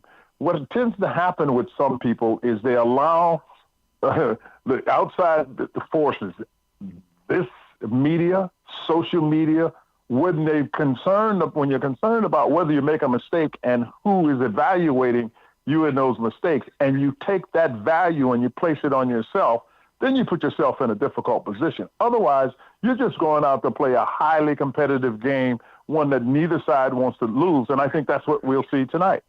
I also wonder who is, you brought it up before, right? And and by the way, it's the story for both of these teams that, like, the other night it was Mathurin. Like, you just never know whose night it's going to be. For the Thunder, it was a former Terp Aaron Wiggins the other night in Game 2 that was the guy. And I think that's what kind of makes this series so compelling, is for as much as it's been about SGA and Tyrese Haliburton, it really has been about, like, hey, whose night is it also going to be on this particular night? Yeah, it's about the others, because your stars typically make a major contribution, and they kind of keep the game, if you will, in the balance. And then there's somebody that comes and plays at a level that they are capable of playing, but they don't play it as consistently, and that's one reason why they're coming, if you will, off the bench, or they're not one of the top 2 or 3 players that has a game that they weren't expecting, and it's a high-level game. But that's why you just come play, and for those of us like you and I and your listeners, we just come and enjoy it because you're going to see something like that happen almost every game where one of the others has a game that's outstanding. The rest of the time, it's just been part of it. I mean, you can go back to the Knicks series when you're talking about Aaron Nesmith just basically taking over in the fourth quarter. Yeah. That's just not who he is.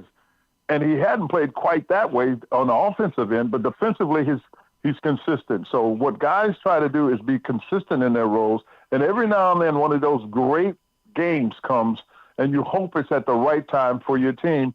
That's the kind of team I think both sides have. But having known Rick Carlisle and played with him in Boston, I know that's how he has his team prepared to play. Play your role, do what you do. Don't worry about if you're great or not. Just do what you do at a high level. Star in your role. Quinn, I don't follow the NBA like daily, and I couldn't tell you the exact figure, but I know I've heard Rick Carlisle say that we went on a run.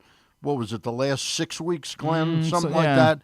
Is there a moment or something that they did, got somebody back that propelled them to the run that they've been on for, the last third of the regular season and the playoffs?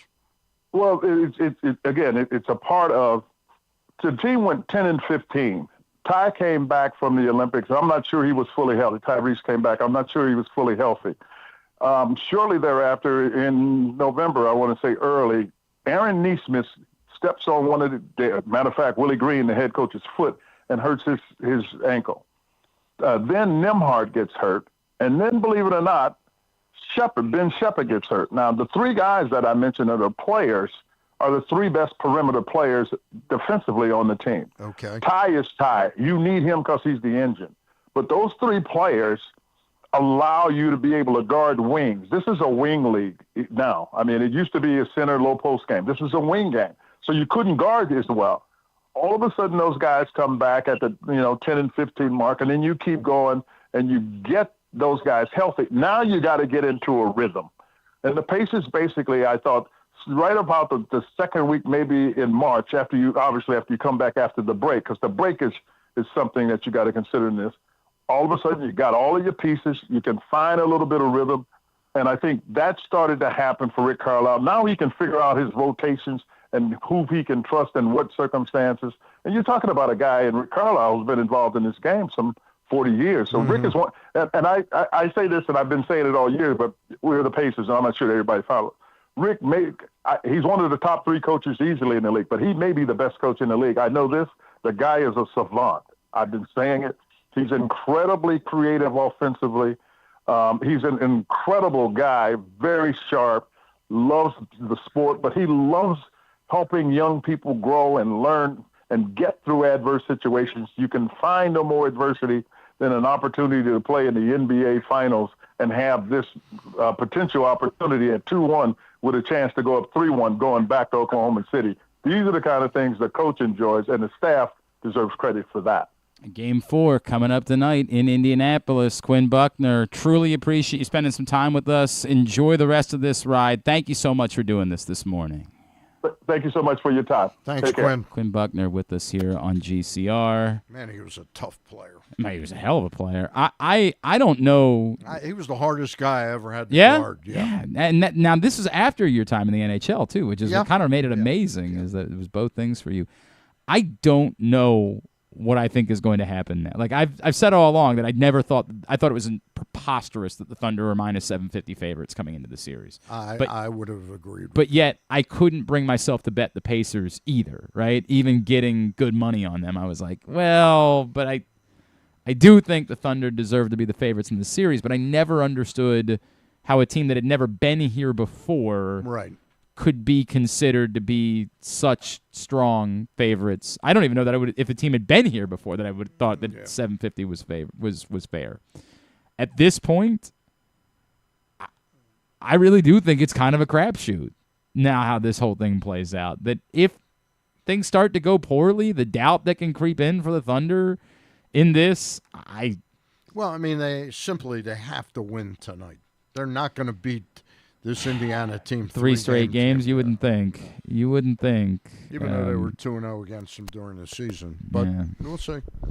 We are winding down for a Friday edition of the program. We come back in, we'll get a tidbit, we will get tubular, and we will wrap things up. Stan's here. It's Glenn Clark Radio.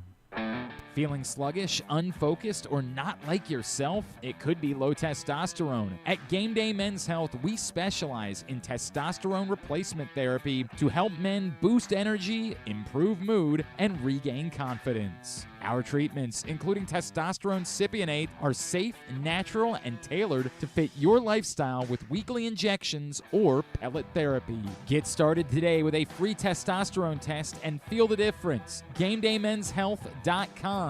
Game Day Men's Health, where men reclaim their game.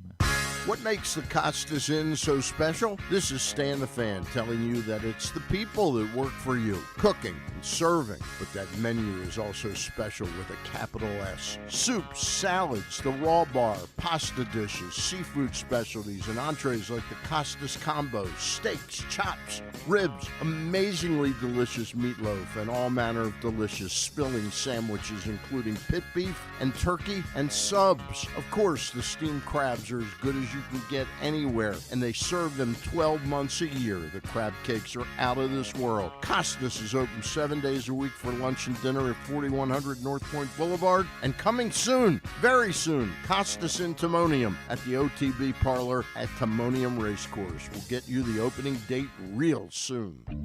Make the most out of every day in your Toyota RAV4. Available in hybrid or gas-only models. A RAV4 can get you where you want to go in style. Check out buyatoyota.com for deals on new RAV4s from your local Toyota dealer today. The latest edition of Press Box is available now, and on the cover, Luke Jackson looks at the long road back from Tommy John surgery for Orioles closer Felix Bautista, as well as Kyle Bradish and Tyler Wells. Also inside, we learn more about new Maryland basketball coach Buzz Williams from the players who have played for him at other stops. Plus, evaluators around baseball chime in on Orioles' top prospect Samuel Basayo. Press Box is available for free at over 500 locations throughout the region, including 60 Royal Farm stores. Or you can read the entire issue online at PressBoxOnline.com, where you can also find great betting advice and the best daily coverage of the Orioles, Ravens, and Terps. Need a trophy or award that's as unique as the achievement? Look no further than Crown Trophy. With locations in Owings Mills and Gaithersburg, they specialize in custom trophies, plaques, and medals for any occasion. From sports and academic awards to employee recognition and corporate gifts, visit crowntrophy.com today and let them help you create a lasting memory for your school, team, or business. Crown Trophy is a proud supporter of the Maryland Public Secondary Schools Athletic Association. crowntrophy.com. One of the things that's definitely wrong with this country is that this dude still has a job somehow, some way. Glenn Clark. All right, back in here on GCR as we are winding down for a Friday edition of the program. You got big weekend plans, Stan? Yeah. Yeah? Yeah? Tell me all about them. Not privy. Oh, you're not allowed to pass. Are you going to any of the games? Yeah, I'll be there tonight and tomorrow. Tonight and tomorrow. Yeah, oh, that's right. No. Orioles. Baseball game. I'll get home to watch the second half. Griffin and I were talking about how nice it is with the Orioles. Well, tonight they're playing a little bit later. Yeah, they're playing at 7. What's tonight? 7 o'clock? 7 or 8? And tonight's an Apple game. Tonight is not on Mass. Some of those national breaks. So tonight won't be quite as pleasant as like this week. I went on Wednesday, Stan, and yes, that was game 3. And so the game ended at 8:55, 9 o'clock. So I was walking out, looked into the bar, see it's still the first quarter, and I was like, oh, perfect. Yep. I'm gonna hardly miss the game. Couldn't be better. These 6:30 starts combined with 8:30 basketball games, it makes for a perfect night of sports viewing. You don't fully get that tonight though, because tonight the game is going to start a little bit later. And the commercial breaks will be a little bit longer on Apple, and you have to go through the process of remembering how you illegally are trying to get in to watch games on Apple. Like, that's also part of the issue. Or you can just go to the game. Or you could just go to the game. Go to the game. That would be a way that you wouldn't have to worry about. I feel like they're still offering 3 months free, I think, at Apple. I think I've used that already 17 times. I think I have signed up. I don't know. They gave me another one. So I think I've got a month signed left. Up under every email address I possibly could for some free Apple in order to be able to watch make another email address. The problem is then at some point you forget to cancel one. You just put a reminder in. Yeah, I know. Easier. Do not forget. Tidbit is going to be brought to you by Game Day Men's Health. health. I've been taking peptide treatments from Game Day Men's Health in Owings Mills for How the are they last few working out weeks. for you? I feel better. I do. I can't lie. You don't look good. No, I don't think this was about that. I don't think that this was. Stan, they pay us money. They pay us money. What about seriously? What We got to show Stan our peptides do? TikTok. What do they do? Give you more energy? The thing that I've most noticed is the way that I feel in the morning. Like that, I got to the place where like it was a process. I would wake up and I would be and I am waking up and I'm just getting out of bed. Yeah. Like waking up and hopping out of bed. I mean, I still do the thing where I'm like, I don't want to wake up. Like I still do that and I lay in bed for it. But I don't go through the pains and the aches of getting my body into motion in the morning the way that I had in the past. And one of the other things that I've talked about that I've noticed is like my son's playing for his baseball championship tomorrow. Let's go, Juniors. Let's go, boys. Let's go, Graham, right? Let's go, What's Juniors. the line? Go, Graham. Yeah, well, it might be like -8.5. Like I understand that apparently the team that they're going up against is the super team in the. So you're going to bet on his opponent? I think that's the smart Yeah, money. there's not much value there, is there? I've been trying to encourage him to celebrate the semifinal win and tamp down expectations. When's the game tomorrow? It's tomorrow night at Jacksonville Elementary. If you're planning on doing any pregame tailgating, Yes. We wanted to do a show, right? Only one team can win. Correct. Yeah. It's not, son. It's not going to be your team. They played in the regular season, and I think that they lost like 14-2 or something. Like this team, I think is there any way they're juicing? Is there any way I could dress up and pitch for the? Pitching's not their problem, actually. That's the unfortunate part. They've got two pitchers that I feel very confident. Okay, how about was it now, defense? It's defense. Defense is a nightmare. I'm a Gold Glover. They won 2-1 the other Also night, Gold Glover. and it was just because the two pitchers they have struck out everybody. If you put a ball in play, good things are happening for you. The second baseman, the ball was hit right to him. He ran to second base. And the ball was just laying there between first and second base. And then you just feel bad for these kids because he starts crying, and you're like, right, you're still going to be okay. You'll still be allowed to drive a truck and kiss a girl and the whole thing. But the point of this is that... Well, I don't know. Yeah, in preparing... At the same time? The winners? Maybe. Yeah, right, if you so desire. That's very dangerous. Yeah, right. Well, yeah, maybe not. What I'm saying is that like when I practice with my sons in the yard, sometimes they'll ask me to catch so they can practice pitching, and I'll say, "Yeah, Dad's not. There's not gonna be any crouching from Dad. Maybe I'll knee on the ground, even with the peptides." But I'm telling you, now you can between that and playing Sunday night tennis and the crouching that I do if we're playing doubles, like. Even crouching isn't quite as painful as it had been in recent years. So there's something there, and it's not just peptide treatment. They have great services for erectile dysfunction and for low testosterone and for belly fat that you're struggling to take off. And it is a safe space for men to just talk about the things that you don't like talking about with your friends. You don't like talking about with your partner, the things that you're feeling that just aren't right. GameDayMen'sHealth.com is the website. Again, I have been hooked up with the folks at Game Day Men's Health in Owings Mills. I also know they're partnered up with the Game Day Men's Health location in Frederick. Would highly encourage you to take advantage of that complimentary testosterone test as you begin your journey. Griffin. We chatted about well, I guess we not necessarily dived into T.J. McConnell specifically, but we did mention T.J. McConnell with Quinn Buckner. On Wednesday, this comes from Tim Reynolds, he had the first ever 10-point, 5-assist, 5-steal game off the bench in the NBA Finals. T.J. McConnell. Yeah, how about first time. How about it? That massive steal there late, but 10-5-5, but 5 assists, 5 steals. How about it? Off the bench as well for T.J. McConnell. Well, we're talking about big upsets. Obviously, the boys might need it tomorrow, it sounds like. Yeah. So we talked about so I said the Orioles did the biggest upset against the Astros. I forget what. Oh, just because we're talking about playing the Tigers. Game, yeah. And it really wasn't that big of a line against Tarek Skubal, which was weird. But yeah, they were plus 406. What was it, like minus 188? Like it was minus 188. Hammered. Well, at least when we checked it like noon. Yeah. So biggest upset since 2005 was the Orioles, that Rio Ruiz walk off. So I was thinking about asking you the lineup for that one. You want to do that, or we want to do some NBA Finals games? What players played the most NBA Finals games? Let's do that one. All right, you want to do all time? There are 7 guys that have played 50 games in the NBA Finals. 7 guys who 50 played games 50 games in the NBA Finals. Yes. All right. 50 NBA Finals games. LeBron. LeBron is 4th, 55. Shaq is not in the top 7. That's a little surprising considering he got back there with the Heat and I believe he played. and the Magic. Did play They got 30. swept. Michael Jordan. Shaq played 30 exactly, actually. Did Michael Jordan? Jordan is not in the But top 7. He only had the 6. He never reached another NBA Finals. Jordan played 35. 50 games Yes. in. So Okay. even if they were all 7-game series, Okay. they would only be Okay. 42 games, All and they weren't all 7-game series. He Wow. never played in another NBA Finals. How about Steph? Not in the top 7. I'm a little surprised that math doesn't get you to Steph has played 1 to 4. 34. How about Bill Russell?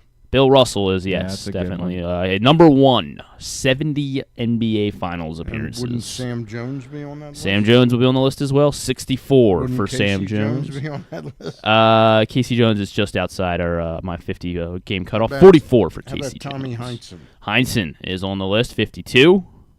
Is that the list of the Celtics? Have we gotten through all Yeah, of those are the Celtics. Those are the Celtics. How about Havlicek played 47. Ramsey played 47. So how about Kareem Abdul-Jabbar? Kuzi 42. Yes, Kareem Abdul-Jabbar 56, the most by a non-Celtic. How about Jerry West? Jerry West 55, tied with LeBron James. One more guy has played 50 games. Was he a Laker? He was.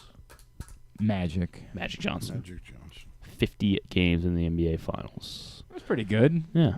LeBron. So then I also tried to. I was thinking about doing a shorter one. It would have technically been a longer list because there's 12 guys that have played 30 NBA Finals games since 1990. LeBron is obviously number 1. You named him since 1990. Do you know who would be next on that list? Most Finals games since 1990. Are we doing the whole list, or are we just name the next guy on the list? I don't know. Robert Horry. Not Robert Horry. Robert Horry's played 30 something. Just do the list. 37. For God's sakes. Well, I want you to name the second guy. No, so it's Shaq. Not Shaq. But he's on the list. Do the list. Kobe played 37. No. Don't give us the list. Have us guess the list. Oh, okay. God. Kobe. Yes. Holy smokes. You got Shaq. So 12 guys have played 30 since 1990. You got Shaq. Steph. Yes, Steph. Draymond, yes. Kevin Durant. No KD. No KD. Does Clay not make it because of injury, or does he still squeeze in? Clay does squeeze in 33, yes. Guess he really didn't miss because Steph played 34, Clay played 33. So Derek Fisher. Derek Fisher is number 2. 43 Finals games for Derek Fisher. LeBron, Fisher, Orion Bryant, Orion Kobe both at 37. So we're missing 1, Got 8 2, written down here. Since 1990? 3. Yes, missing 3. So Michael's still on this list. Yes, MJ's still there. And then Pippen. Yep, Pippen, 35 as well. Tim Duncan, yes, 34. And Jordan? And Rodman? Nope. Parker? Tony Parker? Tony Parker just missed 29 for Tony Parker. Manu also 29. I want to appeal that. I count. I've counted them all. Oh, you counted each He's one? played 30 games. How about Rick Fox? No Rick Fox. Rick Fox outside my top 25 here. How about... It's not Andre Iguodala. It is most certainly Is it? Andre Iguodala. I want Iguodala. Yeah. Death ray pointed at the earth. So is that Game on the line. Because it We counts. get the whole It list? counts the finals he made with the Sixers. I want Iguodala. We get the whole list? We got the whole list. We did well. Yeah, we did we did- very, we've done very, Good job, guys. very Good well. job, guys. Don't forget, you can watch Game 4 of the finals tonight inside Sports and Social at Live Casino and Hotel. The best place for watching all the big events on the 100-foot media wall. Great food and much more. Live Casino and Hotel, Sports and Social So for you Game could go 4. there and watch the Oriole game and... I presume they'll have Apple for that. I geez, you presume. wish, yeah. I But forgot I don't that. want to Okay. speak out of turn. You can watch the Nationals game. Yeah, you can watch lots of And things. and Lots the- of things. yeah. I assume they'll, but I don't know. All right, let's get tubular. Okay, everybody, it's going to be quick today. What was the main focus today, Coach? Fundamentals, ball control, it's always huge. Any early thoughts on the competition this year? Well, look, this is the best of the best players in the world. It's going to be an amazing tournament. Tournament? Yeah, the BMW Championship at Caves Valley. What are you guys talking about? All they ever ask me about is football. Yeah, those jerks always talking to John Harbaugh about football. Here's what's coming up, totally tubular. Do you get an open leaderboard update or something? I don't know who any of these people know are. who it is either. Yeah, I think Spawn is still winning. Whoever that is. Spawn? I'm Span? still convinced that's a made-up person. Anyway, here's what's coming up. As we mentioned, the Angels-Orioles for 3 tonight is on Apple TV Plus at 7:05. Jack Kahanowitz, thank you, against Charlie Morton for that one. Also tonight, Game 4 of the Finals is on ABC at 8:30 for the Thunder and Pacers. U.S. Open is on NBC starting at 1 o'clock and then shifts back to Peacock at 7 o'clock tonight. College World Series gets underway today on ESPN. Arizona, Murray State leading the shots board. The Jello shots. Yes. Jello shot challenge. Arizona, Coastal Carolina at 2. Louisville, Oregon State at 7, both on ESPN. Tomorrow, Angels-Orioles 4:05 on Masson. Tyler Anderson, Tomo Sagano. ABC's got Whipsnakes. Atlas at 1 o'clock. Also tomorrow night, the big one this weekend, the UFL Championship. Who you got, Stan? The Canton Bulldogs. There you go. Come on. It's DC Defenders all the way. DC Defenders, Michigan Panthers tomorrow night at 8. Who are their coaches? I couldn't possibly tell you. Football coaches. Could not tell you. I know one of them has Jordan Tiamo as their quarterback. The Defenders do. Okay, there you go. TNT and True TV tomorrow night for Game 5 of the Stanley Cup Final. Pivotal Game 5 between the Panthers and Oilers. That's at 8 o'clock. And NBC has U.S. Open Round 3 coverage starting at noon. College World Series continues tomorrow. Murray State, UCLA at 2. Arkansas, LSU at 7 on ESPN. And then the winners and losers of today's game play on Sunday on ESPN and ESPN2 at 2 and 7, respectively. Masson on Sunday, Angels-Orioles 135, Yusei Kikuchi and Cade Povich. Kikuchi's having a weird year. He has like a sub-3 ERA, but like a 1.5 whip. I don't know how to explain what Kikuchi's been doing. Final round of the U.S. Open Sunday at noon on NBC. And the Gold Cup gets underway this weekend. The U.S. plays their first match Sunday night, 6 o'clock on Fox against Trinidad and Tobago. And it's always unfair to have to play both non-sports. There's some stuff. Rom Khan on Prime Video.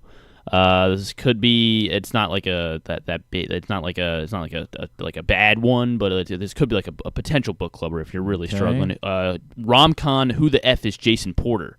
So apparently in Canada there was this guy that was going around, and he would like just date older women, and what he would do though is that he'd like quickly ingratiate himself with them, and they'd invite him into their house, and he would just steal all their jewelry, and then he'd move on to another lady and seduce her, and then steal all her jewelry, and they made a documentary on Prime Video called Rom Khan. Okay, sounds like Jason a good gig for me. Yeah, you think that might be the next thing for you? Yeah. A new movie thing didn't work out.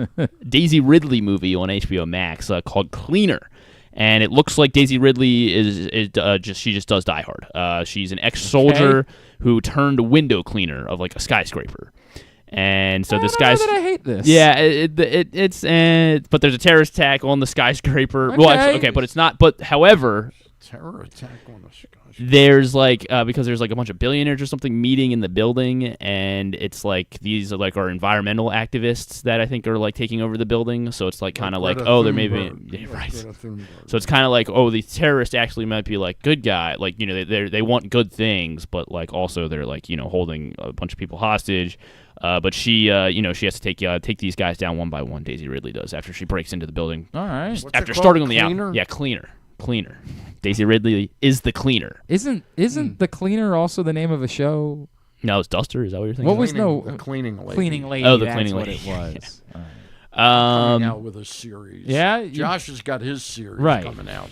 Best Medicine. Yeah, where he's Doc Martin. I'm working on one now. The Cleaning Man. Oh, the Cleaning Man. The Cleaning Man. I don't know if Fox is going to pick that one up, Stan. I don't know We're in how talks. that's going to. Oh, you're still working on it. We're in All talks. right. Maybe like CW. Josh sounds is going like to bat for me. I appreciate that. Sounds more like a CW show, Stan. I don't know. I don't know about that.